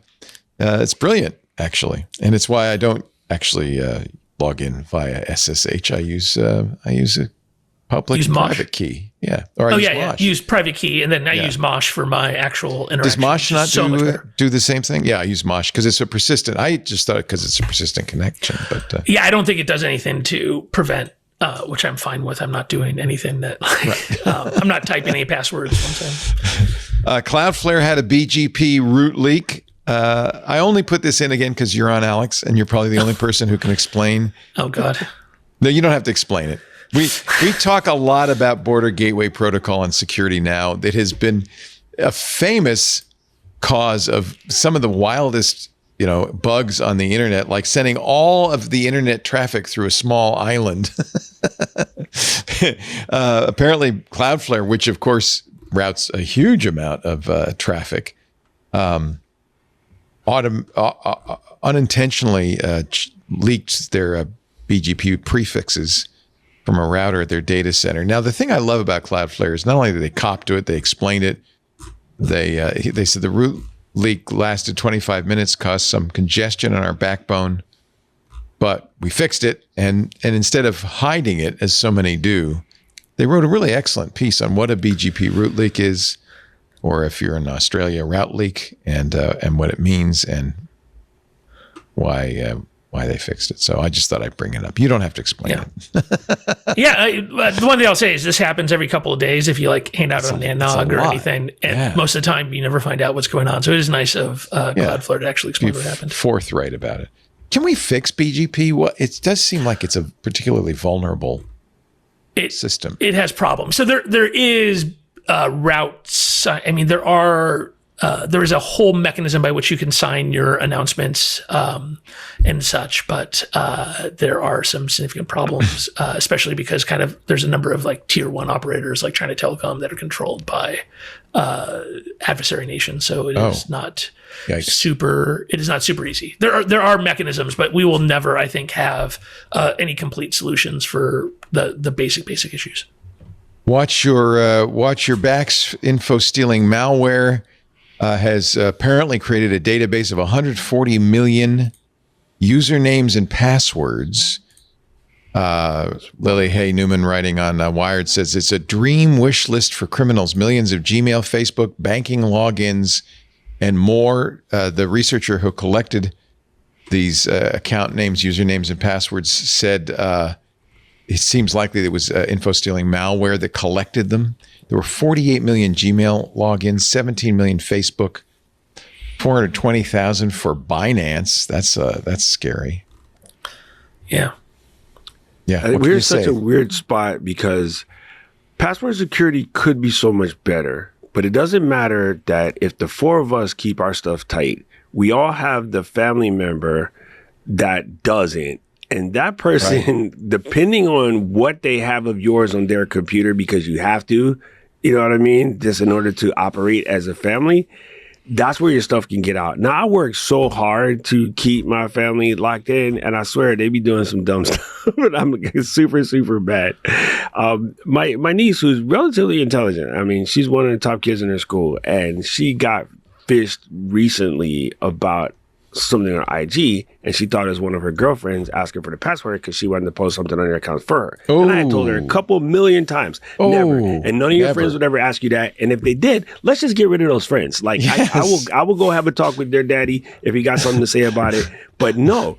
And she's like, oh, but you know what? It was my close friend. And the thing that was, what I do find brilliant of her is the minute she did it, I think she realized that she shouldn't have done it. And she called me right away. She's like, "Uncle, I did this. I'm stupid." And I was that's the next best thing is not doing doing it. I just gave Leo my password. Call to Uncle IG, and I was like, "Oh, hold up, real quick. Let's just shut it down." And then I'm like, "Do you see the typo here?" And then she was like, "Oh, I didn't even notice it." Because when you read your name fast. Now you and I only have 3 letters. It's hard to mess it up. But if someone was to write LOE, you won't catch it. Your brain just isn't going to catch it. And then, she only has 4 letters, so she didn't catch the masterful typo. And so back in the day, I almost got fished by a site that was not Twitter, but TVVITTER.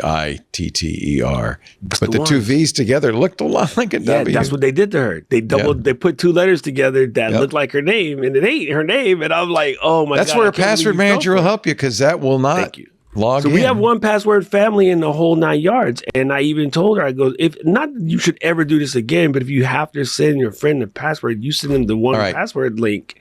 This is where I have to make a confession, because I got fished last week. I hadn't had my morning coffee yet. And I got a text. Now, one of the things, I think it's a problem because T-Mobile's always texting me promotional stuff, right? I'm a T-Mobile customer. And I got a text from T-Mobile saying, hey, your points are going to expire at midnight.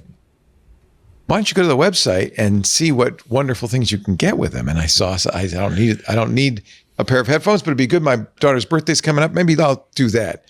And I clicked the link in the text.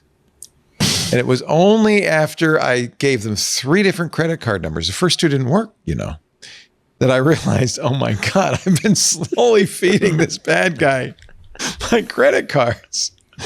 I realized. At least it's just credit cards where your liability is limited. Yeah. No, I realized. In fact, the Apple Card was great because all you have to do with the Apple Card is say, I want a new number, and they invalidate that number. So that was easy. You know what they were doing, though, Alex? This was really clever. And this was the giveaway that I hadn't had my coffee. Every time I, entered the credit card number, it said, okay, we're going to send you the text, look for the text. And the text would say, would come from a legit credit card company. Oh, to add this Visa to your Apple Card, here's the 6-digit code. And I should have noticed because I wasn't trying to add it to my Apple Card. The bad guys had set up an Apple Card account and were so that they could use these credit cards anonymously. We're adding them to an Apple Card account, which they would then use anonymously. Oh, interesting. I thought that was smart. When you get those, do you ever feel like you want to find this person and just high five them for the, they were clever. Technical ability? They were clever. I was when I was getting spoofed by Pakistan on the Amazon thing, and me and the Amazon security person on the phone trying to figure out how they're still buying after we keep changing the passwords. And I told the Amazon security person, I was like, yo, if I could find this person, I would give him a high five just for being clever. I was like, hey, that's pretty gangster what you did. Instead, I gave him my American Express number. So there you go. Yeah. Lisa called downstairs about 15 minutes later, said, did you just buy something at Lowe's for $500? I said, no, I did not. But fortunately, I had canceled all those cards. I realized it as I'm doing it, thank God, and canceled those cards, still lost nothing. Actually, it underlines one of the stories I was going to talk about, which was, why are we still using SMS? I was going to say that. I was going to bring that two-factor. up. Thank you for bringing it up. That drives me insane. Yeah. Oh my God, I hate it, and it is got to be the dumbest way. And the crazy part about it, it's the financial institutions and the government sites that are wanting me to authenticate through SMS. It's because they have normie users, and the normies aren't going to ever use an authenticator. They're not going to use an TOTP authenticator. They have to use it. I think they have to use SMS because, Anyway, this is Dan Gooden's article last week in Ars Technica. Millions of people imperiled through sign-in links sent by SMS. It's interesting. Besides the fact that they're terrible, this was a paper that came out last week. Found more than 700 endpoints delivering such texts on behalf of more than 175 services that have a number of privacy flaws.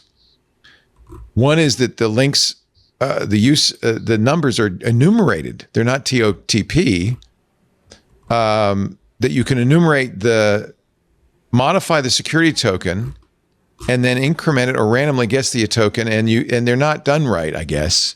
The other one is that they're saving these token combinations. Anyway, I'm not an expert on this stuff. I'll leave this to people like Alex and Steve, but this is just... Leo, I have no proof of this, and I'm going to ask Alex because it's going to hurt my face, but I'm getting old, so it's starting to slip, but I have somewhat of an eidetic memory. And I swear there are certain sites that I log into looking at you, Spectrum, you turds, and I get the number and I type it in, and I'm like, I swear to you, like 3 weeks ago when I did this, I got that same number. Yeah. And I'm not going to I don't want to take pictures of it or keep it, and I set my phone to automatically delete them now. But I swear, I look at these patterns and I'm like, yo, I did this at the same time of day, the whole 9 yards. And the number is either very close or to my brain is the same. And so I almost want to start screenshotting them. That would be stupid to see, because I feel like I'm getting the same number on certain sites. So Alex, is that possible, or am I just... I mean, I guess it's possible. These guys are talking about where bad entropy... right. In the numbers. And these are in URLs. These are links going through URLs. Oh, okay, through the URLs. Okay, not the actual code. So those it's a codes different... are killing me. So I don't know when this happened. It's not just the SMS messages, but for some reason, a lot of sites now you give them a phone number. Uber does this, and then they give you a link that you click that logs you in. Yes. Right, and that link has a unique URL. Token. Yes. But that token could sometimes they're not random, so they can be enumerated. The other one is sometimes they save them and they don't expire them. So well, they should expire them, but like, yeah, the magic link, people are doing that instead of so that you don't have instead of passwords. Right. Right. Because like it's not a good solution. Effectively the thinking here is like if you're going to allow people to reset password with SMS, there's no reason to set a password. Right. Because ownership of your phone number is equivalent to a password. So, and if you let people set passwords, then they will reuse passwords, and these password thefts, like we just talked about, the 140 million that were lost, just becomes another loss. So you might as well just send somebody an SMS. There's also the realization that humans being humans, even if there is a password, one of the things a lot of humans do, and I bet you, Doc, somebody in your family's doing this, is they don't write down the password. They just keep using I forgot. And in effect are setting up that kind of login, the magic they have their own login. magic link. Yeah. Unofficially. Yeah. Every single time. Are magic links, if they send you a link to your email or stuff like that, is that bad security wise? If it's not done right. Think about this, Patrick. If you get the magic link to the phone that is already stolen, that's the other one that kills me, because I have Gmail on my phone and I have Apple. The links Mail on my phone. So the links have to be truly random. They have to use the right entropy. They have to expire. And apparently a lot of these magic links don't expire, which is really a problem. There's no good way to do consumer authentication. This is the problem. This is the problem. There's no good way to do it. Yeah. I lived through this with 2 billion users, especially when you get global and you start talking about people who are sharing phones, people who are sharing devices, people in developing countries. How do you solve it? What do you do? So, we're moving towards a world. The idea with passkeys was that as the world kind of generally gets richer and devices get better, we're moving towards a world where more and more mobile devices have secure elements and have biometrics. Right. And so you can start to have passkeys that are local, that are tied to biometrics, and that are synced between devices. And so you can start to have the idea that you have a relationship with Google or Apple, and that you have to establish it with them. It's just like when we talked about with the age thing. It's crazy, but probably the best model we could possibly have is that you start a relationship with one of those two companies, and you have this incredibly important relationship with one of those companies, and you establish it. And once you do that, everybody else depends upon it, realistically, or with both of those companies. Because otherwise, sorry, go ahead, Alex. No, go ahead. I this might be dumb, but I have weird thoughts. I would like to see something, because this really happened to us in Japan. We were trying to add some money to a Suica card, it's like a payment card in Japan, and the bank denied my mother-in-law's card because we told mom, put the travel thing on before we left, and she forgot because she's 80. Right. And when we get there, and they're like, well, the only way that we can authenticate you is to call you. And it's like, you can't call us because we're in Japan. And just the fact that I was helping a person who is a senior and English as a second language, they go, well, why is this guy talking in the room? And she's like, well, that's my son-in-law. And they're like, no. So they blocked her entire account. Oh, no. Had we not had extra cards, we would have been screwed, because Barclays was just like, no, your card. But you can understand done. Why they did that. They're trying to protect 100%. her. So I 100% understand this. And so what I would like to see is a situation, especially for our elders, when they get one of those things to authenticate themselves, they should be able to allow me through my biometrics on a separate device that has been approved by the whole family, that it could either call myself or wifey, and then we authenticate for her. So that way, when Leo gets the call that says, hey, do you want T-Mobile? Do you want to get some free headphones? It goes, well, Uncle Leo's past 80. Let me send a message to Alex. Soon, and it's like, Alex, my friend. Can you authenticate? And so the family authentication is, I call up mom and I was like, none of you know, like, what are you doing? And she's like, oh, I'm trying to pay my bill. Okay, I'll approve it. I think that would be such a good idea. Like, I want to be able to call mom and ask her in her native tongue, what is she trying to do for $3,000 on this thing before she lets it out the gate? So it's almost like a third-party approval, or exactly what we do when my niece wants to buy an app, right? You already have, password managers have, my legacy account, my legacy, when I die, this person gets access to my password. You already have kind of these mechanisms set up where you could say, this person, I trust this person, don't let me do anything unless this person agrees. I think that's a great idea for seniors. I mean, I got it. There's some people that are doing weird things to their elders and stealing their money or whatever. But, well, that's part of the problem, isn't it? For those of us who are normal, I might have you do that for me, Doc. So can I have them call you if I do this again? And vice versa, because we're only 2 years apart, bro. If I'm having a brain fart, Leo, check this for me. Let's take another break. Hold on, and we'll get back to more. I want to talk about, actually, there was really an interesting story here in the AI world. Anthropic has something they call the Constitution. It was created, it's an interesting story. It was actually created by a moral philosopher, not a AI scientist, but it is the living document that tells Claude how to behave. And it really sounds like they're talking to a human being here. And I want to talk a little bit about that when we come back. I think it's an 80-page document. And I guess Claude has somehow absorbed it and is behaving this way. It makes me think Anthropic's very worried that Claude is conscious and needs some advice. Something you would tell a kid. We'll talk about that in just a bit. Alex Stamos says, I don't know how Patrick is still awake. How are you still awake, Patrick Beja? We will finish this up soon. Poor Patrick, suffering. I have consumed Coca-Cola. I'm glad you added cola. See, we can't get away from big American companies. We rely on them for everything. How will we ever participate in This Week in Tech? I guess I can switch to coffee or something. When I was a kid, we went to Europe, and I was 1967. I was 10 years old. And there were a number of countries we went to that did not have Coca-Cola. I don't know if France was one of them. I think Germany was one. But they had something called Africola, which had a very distinct taste of cinnamon. In fact, at the bottom of the bottle, there was definitely a residue of cinnamon. And as a 10-year-old kid, I was not happy having to consume this ersatz Coca-Cola. Were you drinking Coca-Cola at 10? Well, yeah, because back in the day, in the 60s, that's what we did. We did. It was medicine. It was medicine. That's right. It was good for you. And but what's interesting is I remember going to Europe at that age, and it was a huge culture shock. It was very different. And you couldn't get, and there was no internet. You couldn't, if you wanted the sports scores, you would get the Herald Tribune, and you'd get the baseball scores 2 days after the game.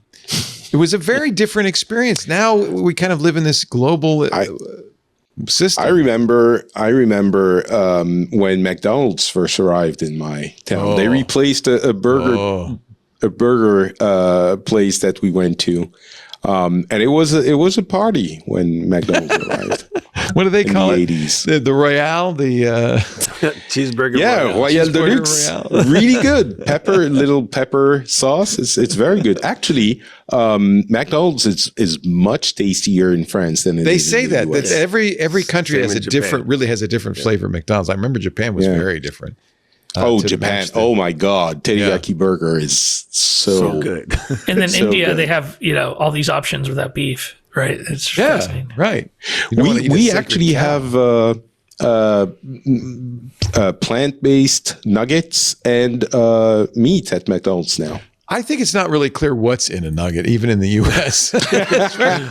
Well, in Japan, Ebi nuggets are real shrimp. And the first time I had those when I was in college, I was addicted. I don't eat McDonald's now, but Ebi nuggets are a different story with shrimp nuggets, basically. Yeah, that sounds good. Ebi nuggets. All right, we're going to take a break. We will come back with Patrick Beja. We're going to wake him up. Alex Stamos and the Doctor of Rock. Doc Rock. Our show today brought to you by our sponsor, ExpressVPN. More than a sponsor. It's the VPN I use, the only one I recommend. Going online without ExpressVPN would be like driving without car insurance. With all the crazy people on the road these days, why would you take that risk? Everybody needs ExpressVPN. It stops hackers from stealing your data by creating a secure, encrypted tunnel from your device out to the internet. The VPN you use, though, that choice is super important. You got to trust ExpressVPN. I use ExpressVPN. They go the extra mile to make sure your data is absolutely invisible. ExpressVPN is the best VPN. It's super secure. It'd take a hacker with a supercomputer 1 billion years to get past their strong encryption. It's easy to use. You fire up the app, you click a button, you're protected. It works on every device you've got, phones, laptops, tablets, and more, so you can stay secure on the go. Rated #1 by top tech reviewers like CNET and The Verge. In fact, when I travel, I use it. Catch the football game, catch my shows to keep me secure. You won't even know you're on ExpressVPN. I can't tell you how many times I've turned it on. It's so easy to turn on and then forget about it for like a week. But I was secure the whole time. Secure your online data today by visiting expressvpn.com/twit. That's EXPRESSVPN.com/twit. Find out how you can get up to 4 extra months. expressvpn.com/twit. So I'm not going to read you the Claude Constitution. As I said, it is a very long document. It represents the core values, 80 pages, being broadly safe, broadly ethical, genuinely helpful. It does say some interesting things, like even if somebody at Anthropic tells you to violate your values, don't. Even if we tell you to, don't. Is this sensible? Anthropic clearly thinks it is. I think telling a computer to not do what the humans asks it to do, I don't know that that's a good idea. Like, to violate your values, how does it come to? Well, it has its values. I mean, they're giving it very in the Constitution, right? Yeah. But can it be interpreted by the LLM, who apparently, I mean, I don't think it's conscious, but that's the premise of that, the end of that document. If it comes up with its own values and has been told not to do what the human, I mean, we have the 3 laws of robotics for a reason, right? You don't tell the robot, don't do what the human tells you. You tell the robot, you do what the human tells you to do. Unless you violate the 3 Asimov. Right, which the whole point of Asimov's books is it's really hard to come up with 3 rules. Yeah. Right? That's why there's all this drama in the Asimov books, is that those 3 laws, you can't just come up with 3 simple laws and then, which is why you need a document like this. I mean, remember, the Constitution is used through all these steps of their training. It is not the system prompt. Right. So that's what you have to remember here. Is it reduced into tokens though that the machine stores, or no? You can extract it from the model, but it's not the system prompt, right? So it is not like in the context. It's embedded in the training. It's not embedded in the training. The end. Oh, that's interesting. Okay. And do that, by the way. Right. It's part of the of the actual makeup of the LLM. It's not an added set of instructions. So it's burned into the weights in a way that's much deeper than the Interesting. Right. Which the system prompt actually varies in a bunch of different scenarios. Yeah. In fact, users can even modify it somewhat by adding their own personalization to it, which I do routinely. Yes, and especially if you're running it in a corporate situation where you're running like a private version of the model, where you're it's really interesting because it's also like. I mean, one, Anthropic is, out of the major model companies, they are by far the one that is most dedicated to trying to build safe AI, right? Like that is their whole brand. They've also done the most research and they've published the most research in their models trying to trick them, right? And I think that that's like the fascinating thing that leads into this, and why I think it's also interesting to see what they have said here is because they have a bunch of papers they've written over the last 2 years where they have done safety evaluations, where their models have done things to then lie to them as part of the evaluations. And so I think that's one of the ways I read this document is within the context of Anthropic's own research about how when you build safety evaluations and you tell the models, I am evaluating you, that's one of the things you have to think about when you tell a model, do what I tell you, is if you make it too sycophantic, it will lie to you Right. to tell you what it thinks you want In to fact, hear, that's when a lot of including in a hallucinations safety happen. evaluation. Yeah. Yep. Yeah. So that's like one of the fascinating Tell a things model about this. that you're gonna like. I mean, well, it's the thing. Back in the day when AI first came out, I used to make this analogous to. It's kind of like Doogie Howser. It's super smart, but in the end of the day, it's still a teenager, and it doesn't have adult sensibilities to make certain adult decisions, and that's where the flaw was. Well, now, even more so, what Alex just said, you he got kids. You're like, my niece is 16, your kids are, one of them 15. Same thing. All good is good, and everything is good until you pin them in the corner, and then they're like, oh, no, I didn't do that. I didn't do it. Just watched you do it. And I know they're not intentionally trying to lie. They're just like, don't want to disappoint you. So like, they'll say something absolutely wild and crazy. And in a way, this is the same thing, right? Like it has all of this knowledge and this power, and it doesn't matter. It's still a kid. Right, when it comes to that, it's interesting because while you would think that companies like Google, with all of the information that they have, would be superior, at this point, I think the general consensus of all the people I talk to, and certainly my own experience, is that Claude is kind of leading the pack, especially Claude 100%. Code.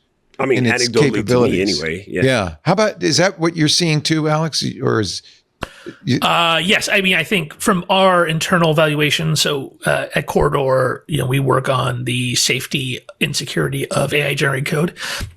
So we actually, if you go to corridor.dev and you go to our blog, we've written a series of blog posts about our tests. We've tried to take academic evaluations of the security of AI code, and then we're building upon those. And actually, I should say, Anthropic is actually one of our partners in trying to build some of these new benchmarks. And when you look at one of the benchmarks, like Backsbench is one of the ones that we're building upon. We've brought these in, and one Opus 4.5 is definitely one of the leaders. it's really kind of mind blowing. Yeah, it's one of the leaders in both its ability of what it can do as well as the security of the code it generates. That's good. That's a relief, actually, because as we talked about before the show, I am not running it in the most secure fashion. You said you should probably sandbox it and isolate it, and then when it's done working, throw away the sandbox so it doesn't. Well, yeah, you got to be careful for any of the models, like having them hooked up into a production database, having them have access to. Yeah. If they have access to, like, one of the smart things, like if they have access to the Supabase MCP server, Supabase is this really smart thing where it says everything you're about to see between these two randomly generated UUIDs is possibly attacker controlled.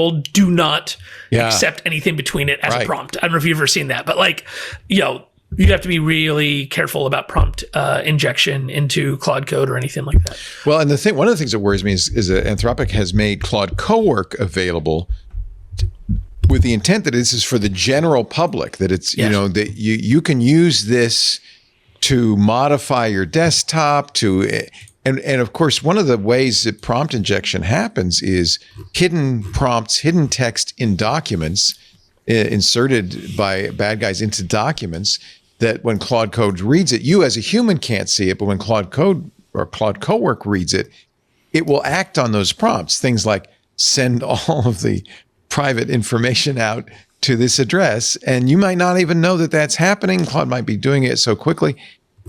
Is it dangerous, you think, for Anthropic to give Cowork and promote Cowork to everybody, people who are not really aware of these risks? So they've definitely thought about that. Cowork, actually, interesting enough, one of the reasons Cowork only works on Macs is it runs in a virtual machine. So when you install Cowork, it takes a little time. What it's doing is it's downloading a full Linux virtual machine. You're kidding. No, I'm not kidding. Yeah, it uses the Apple virtualization framework.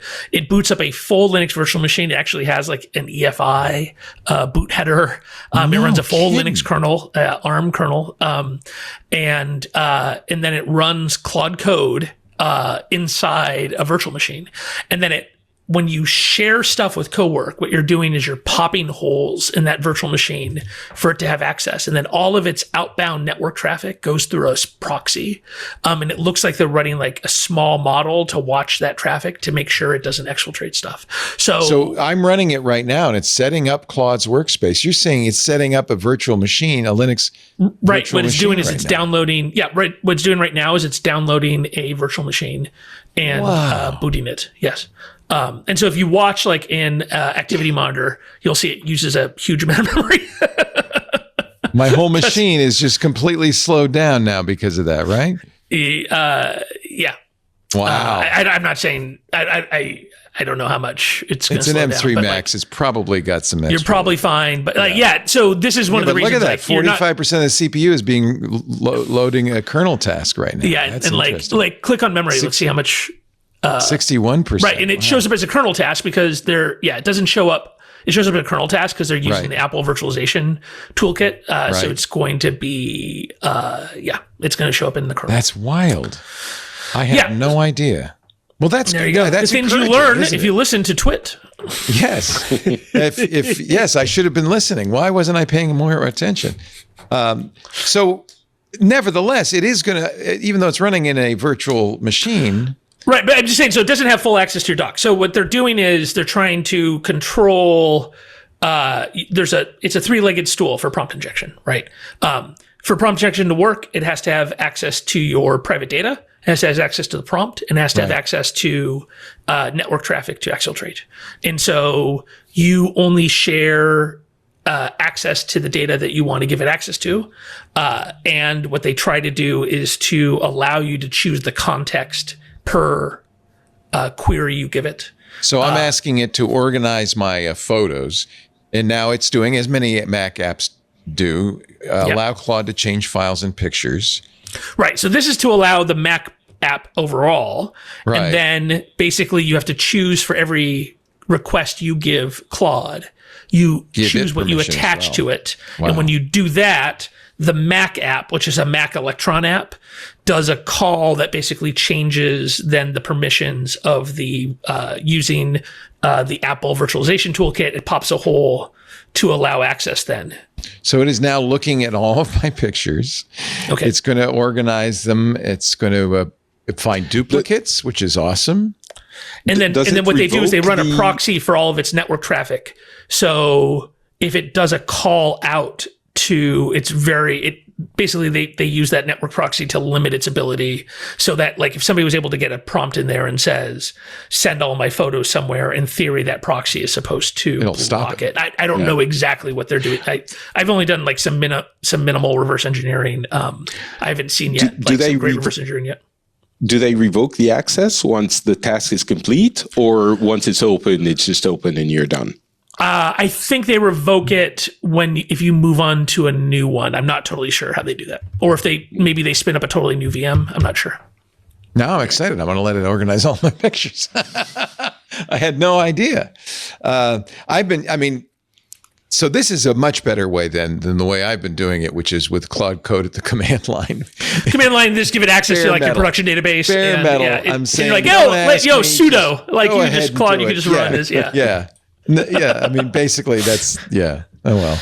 Yeah, no, so, I mean, they've put some thought into it. Obviously, like, the problem here is it's got to run, like, on an M3 or M4 Mac. It's got to have a crap load of memory. Right. So it's going to make it difficult for them to roll this out to Windows. Because only I was wondering Windows Pro and Enterprise have Hyper-V.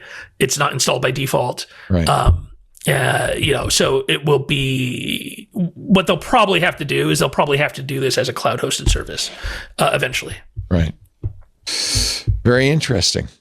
Apple, of course, is adding Google's Gemini to their Siri. This will be coming out in stages this year. Initially, when Apple let Google do the announcement, the impression that everybody got was that Gemini would be running on Apple's servers in Apple's cloud and not sending stuff up to Google. Maybe that's not the case. Mark Gurman, who is, of course, the #1 Apple rumor guy at Bloomberg, says it may in fact be that the chatbot version of Siri will be running on Google's servers. we'll find out. It's in 26.4, which will be coming out before the fall, probably in the summer. And then, of course, 27, which is the new operating server system, which comes out in the fall, will hold the Chatbot. So this is going to come out in stages. It's not going to come out all at once. I wonder how Apple users will respond, though, to the idea that maybe Google's going to get some of that information. I think what percentage of Apple users? I'm sorry, go ahead. They need to be very clear about how this is going to run, because the whole premise of Apple intelligence, specifically Apple in general, but Apple intelligence was this like multi-pronged approach where it could run the model locally, very securely. But if it needed to, there was the secure, how did they call it? Secure cloud. Which was very interesting architecturally. But now, if all of a sudden it's running on Google servers, that changes the proposition entirely. No kidding. I would think they would not want that to happen, or maybe they're like, we have our servers at Google's facilities and we handle them, or I don't know. That's a bit concerning. I'm sure Apple has the data on this of like what number of Apple users have all their data in Gmail and Google Drive. Right. So like now the question is how many Apple users understand that Google already has all their data, right? So there's some number of people who are like, I love my privacy for my Apple device. Right. I don't want Google to have all of it, by the way. All my data's in Google, right? It's running in Google anyway. Yeah. No, but that's my new the bestie, principle of it. My favorite comment is, I don't want all these people to have all of my information. I'm like, oh, what browser do you use? Oh, I use Chrome. Like, right. Okay. Right. What email do you use? Yeah, like, and what's your email address? @gmail.com. I'm like, oh, I see. Have you ever heard of an app called Ghostery? No. Do you use like Incogni or anything cool like that? What are those? All right, never mind. This argument is over. I'm going to get coffee. Because it's super funny. They have no idea how much stuff it just goes out just from everyday browsing if you don't know how to turn those trackers off.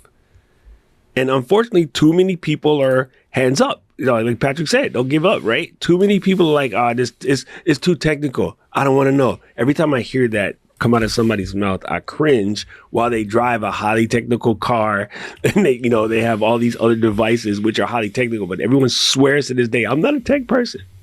Okay. Yeah. I mean, Apple just really backed themselves into a corner by setting up the expectation that everything was going to stay on device. It was, I get why they did it, but it just was not practical for what people are expecting out of these apps. And like the world has moved on with how especially young people, my daughter all day is like, hey, chat. And then she asks it some complicated question. Interesting. And she does not think that she does not think about, does it stay on her phone? Does it go into the cloud? She doesn't care. Wants it to, right. It has, she uses Notion all day. Yeah. I had to buy her the business level of Notion because she's using so many credits. No, I'm not kidding. Yeah. Like she uploaded like all her Latin homework, all her like whatever. She uses it to generate. You know what? If your daughter's studying Latin, get her every credit she can possibly. No, absolutely. Yeah. That's great. She must be going to a private school. They're not teaching Latin anymore, are they? In public school, they are not. No. This is I love it. I studied Latin in high school. It was great. It was Where'd you go to high school? Yeah. Back east, a small school called Moses Brown. But and then Santa Cruz High, where not only we'd not study Latin, I think mostly we studied surfing. And a little bit of that, yeah. But the Latin stayed with me. Ironically, I can't remember anything about the surfing. Maybe that has to do with the other activity. Yeah, there's an explanation there, Leo. Wikipedia, worried about AI slop getting into the encyclopedia, created a plugin. A guide to detect AI writing. Here's how you know it's AI writing, which, of course, it was called Humanizer. Actually, no, they created the model, and then an entrepreneur named Siki Chen created a plugin called Humanizer, which feeds Claude the information the Wikipedia came up with, the patterns Wikipedia editors has listed as chatbot giveaways to make sure that Claude doesn't do any of that. Chen wrote on X, it's really handy. Wikipedia went and collated a detailed list of signs of AI writing So much so that you can just tell your LLM not to do that. Yeah. It's funny. Grammarly has Humanizer built in. There's another cool writing tool for the Mac called Lex.page. They also have like Humanizers built in. How does it work? Does it you feel like you're reading human text? Well, it kind of it looks for the standard giveaways, but one that really cracked me up the other day. So my Delve or M dashes. Or there you go, the M dash. So my direct Katie, she's an English major, right? And she's like, I'm so mad that, AI is causing everybody to hate M dashes because, like, as an English writer, like, I use them. I love properly. M dashes. Yes. Yeah. And it's like, now you don't want to put them in there because people will claim that even if you did it correctly, people will claim that you did it with AI because there's an M dash. And it's like, no, people that know grammar know how to use them, Mignon Fogarty. So there you go, Minion. Yeah. Like, I used to listen to that joint religiously. The grammar girl. Making these weird problems. Yeah. And now, if you do grammar right, people think that you're using AI. And it's like, oh, so now I got to mess it up on purpose? This is so weird. So, we argue about this because Paris Martineau and Jeff Jarvis, who are our hosts on Intelligent Machines, are both journalists who love the M dash. And, I'm not giving up my M dash, even if people it's an epidemic on Reddit. If you use bullet points, if you write coherently, you're immediately accused of using AI. It's pretty funny, actually. We need a way to identify humans. But there is keep no coming way. back to it. We need the iris scan. WorldCoin. Yeah. Well, I mean, look, as somebody, as somebody who teaches, this is a huge problem. Like, do you worry about that? Oh yeah, I mean, it's very hard to give a take-home essay anymore, or like prose assignment. The law schools moved back to like blue books, right? So like handwriting. Handwrite it. Like, I think they allow you to do a typewriter, so it's like hilarious. So there's like students will actually buy typewriters now. Really? And then all you have to do is modify a typewriter to hook it up to an AI, and then you're set. You're golden. Maybe somebody should write that. Now some colleges, for the essays, they do proctored essays where you write the essay live and you download the software. Yeah. Not that the software is unbreakable. It's possible when my son did this that I downloaded the package and dropped it into Geardra. Not for him. I didn't help him cheat or anything, but I just took a look and I'm like, you can do this. Like the level here is like game DRM, right? And these guys are like 10 levels below game DRM. So if people can beat game DRM, they can beat the Anthropic actually had a problem. They view you on a camera to make sure that you're doing the test. So there was a recent test that they're doing, and they have to have the camera on. And I'm like, they can't get up to take a pee. Like, they can't do anything. Like, the camera is legit sitting there in a room, and it has to be activated. And there have been some real complaints about this camera. Yeah. And I'm like, hey, listen, dude, Yeah. I'm a video professional. I could fake that camera. Like, I know for a fact I can fake that camera. Like, I mean, you just get North Korean to take your test for you, I'm sure. And you just sit there going like this. Yeah. Actually, Anthropic used to have a take-home exam for prospective software engineers, and because Opus got so good, it actually did better than the humans. So they had to do it something else. The original take-home exam was a 4-hour exam. Anthropic's Claude Opus 4.5 was able to do it in only 2 hours. So now they've posted the exam on their GitHub so that you can see it, and they're not using it anymore. That's pretty funny. They hoisted by their own petard. We do an in-person work trial. Not how do you cheating, because also you want to judge if somebody gets along with their coworkers. Yeah, you want to watch them do it. Yeah. Do you do the big interview question and you have them on a whiteboard and?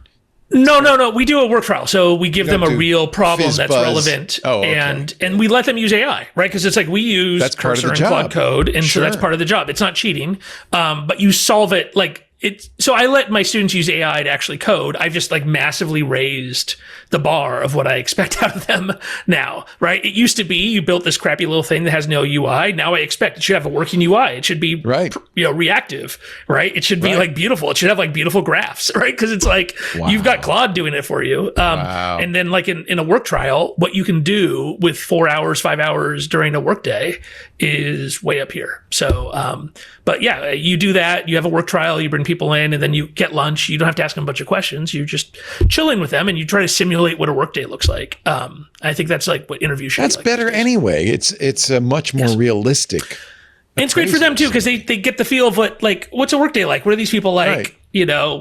And then they present to the end of the day, and you can see they have to explain what happened, and you ask them questions. And if they can't explain it, then you're like, oh, Claude did it all, right?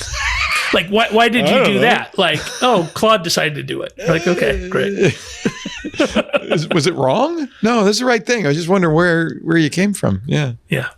Let's take a break. One last commercial, and then we'll put Patrick to bed. We're going to tuck him in with a few short stories that are amusing, a little amuse-bouche at the end of the show. Our show, it's great to have all three of you. Thank you for being here. I really appreciate it. I look forward to Sundays because I get to hang out with people, smart people that I really like, and talk about stuff that somewhat matters. Somewhat. It's a little bit the toy store, but it matters a little bit. It's not like invading Greenland, but it's something. We have to think about other things once in a while. Anyway.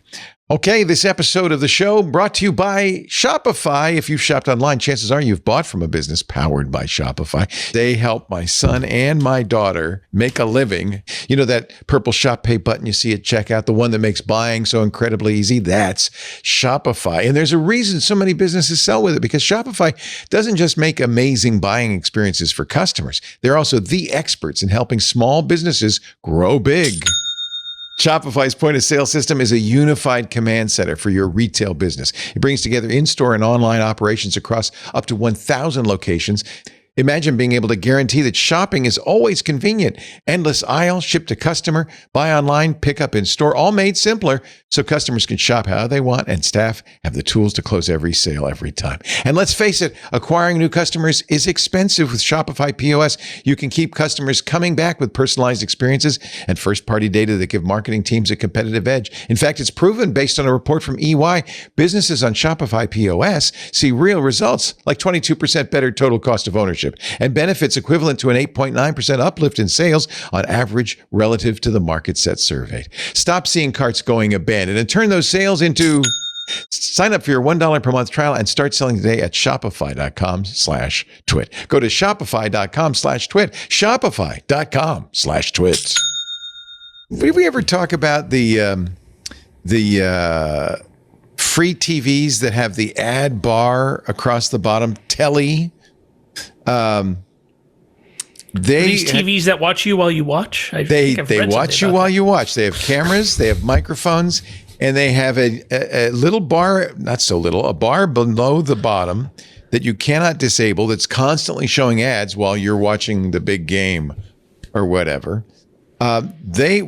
Somebody did a little research and figured out that they are making about $50 per month per customer. Now, this is a $1,000 TV, so that means it's going to take them almost 2 years to, make up the cost of delivering the TVs.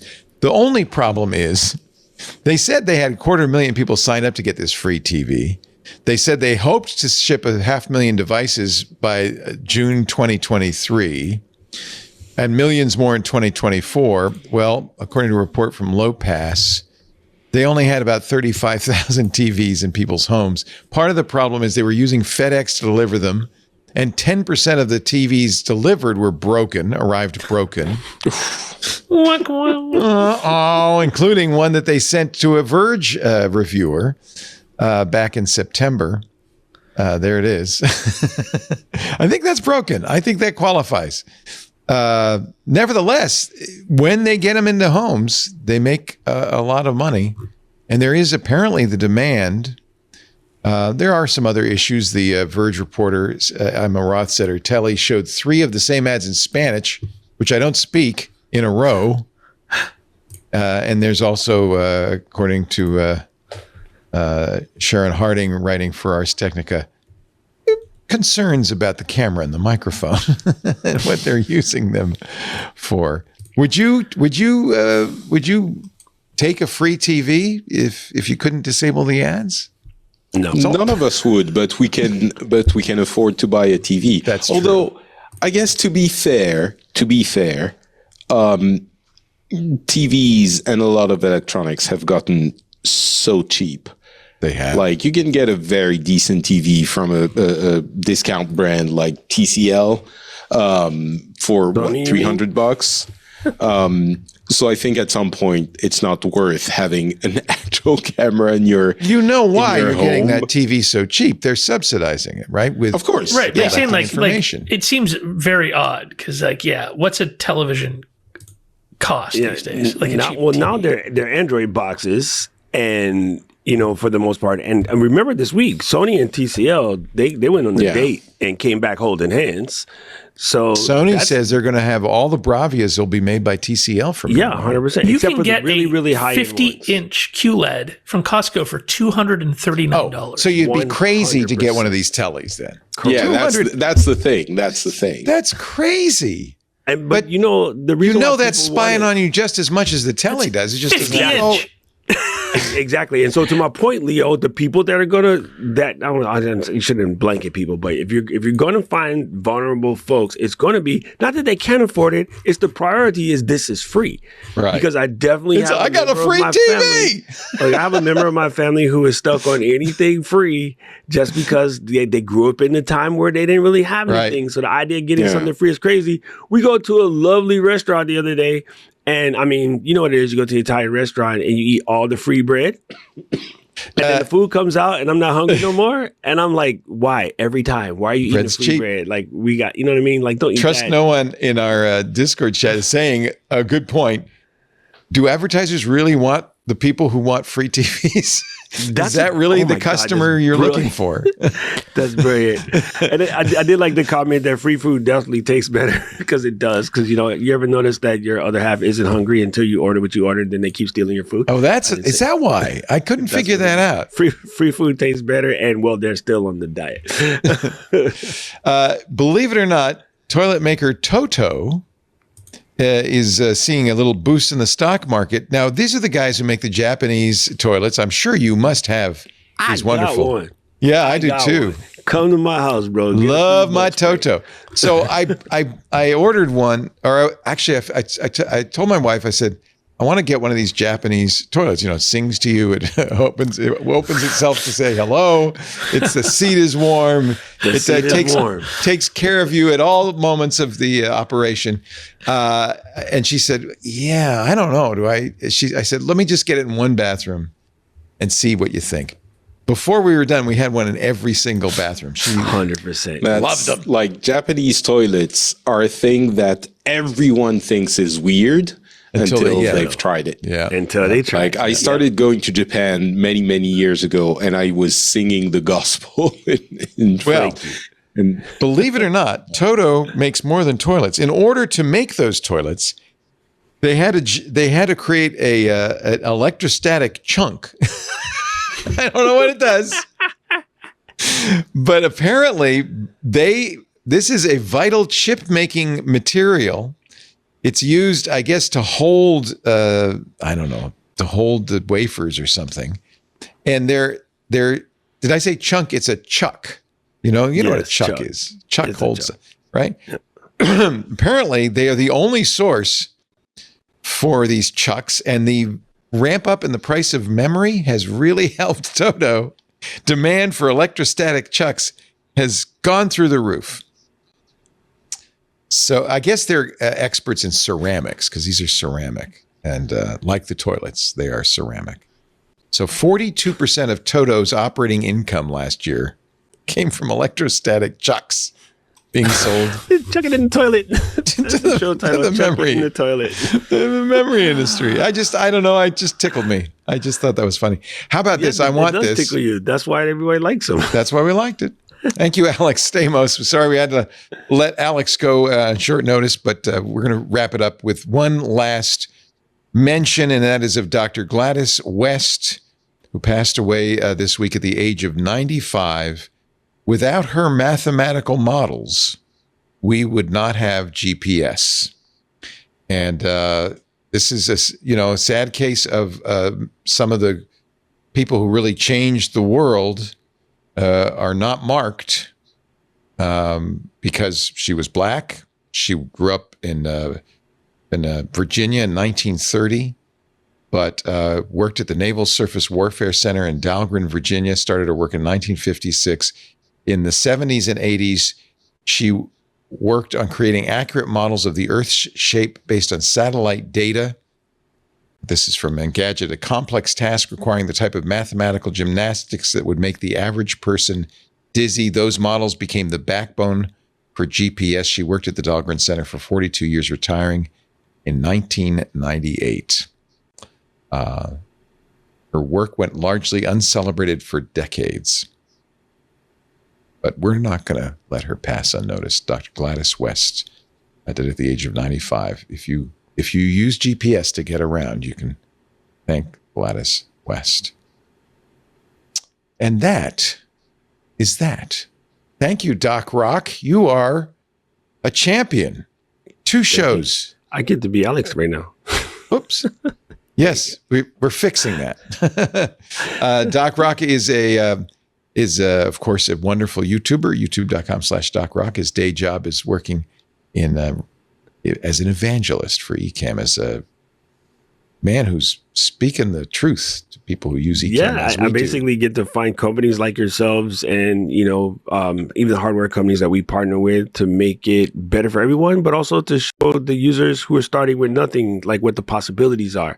And I tell you, Leo, there's not a week that doesn't go by when people says, well, I'm starting this podcast and I don't know who will listen. I go, that's how they all start. And I tell you right now, I hang out every week on one that's like 20 years old, is old enough to drink. And there's probably 100 of us watching it in the beginning, but there's a heck of a lot more now. So just start where you start. You never really start where you start. That's right. It's great to see you. Appreciate all your contributions. Everybody with a microphone should get Doc's Pops. There you go.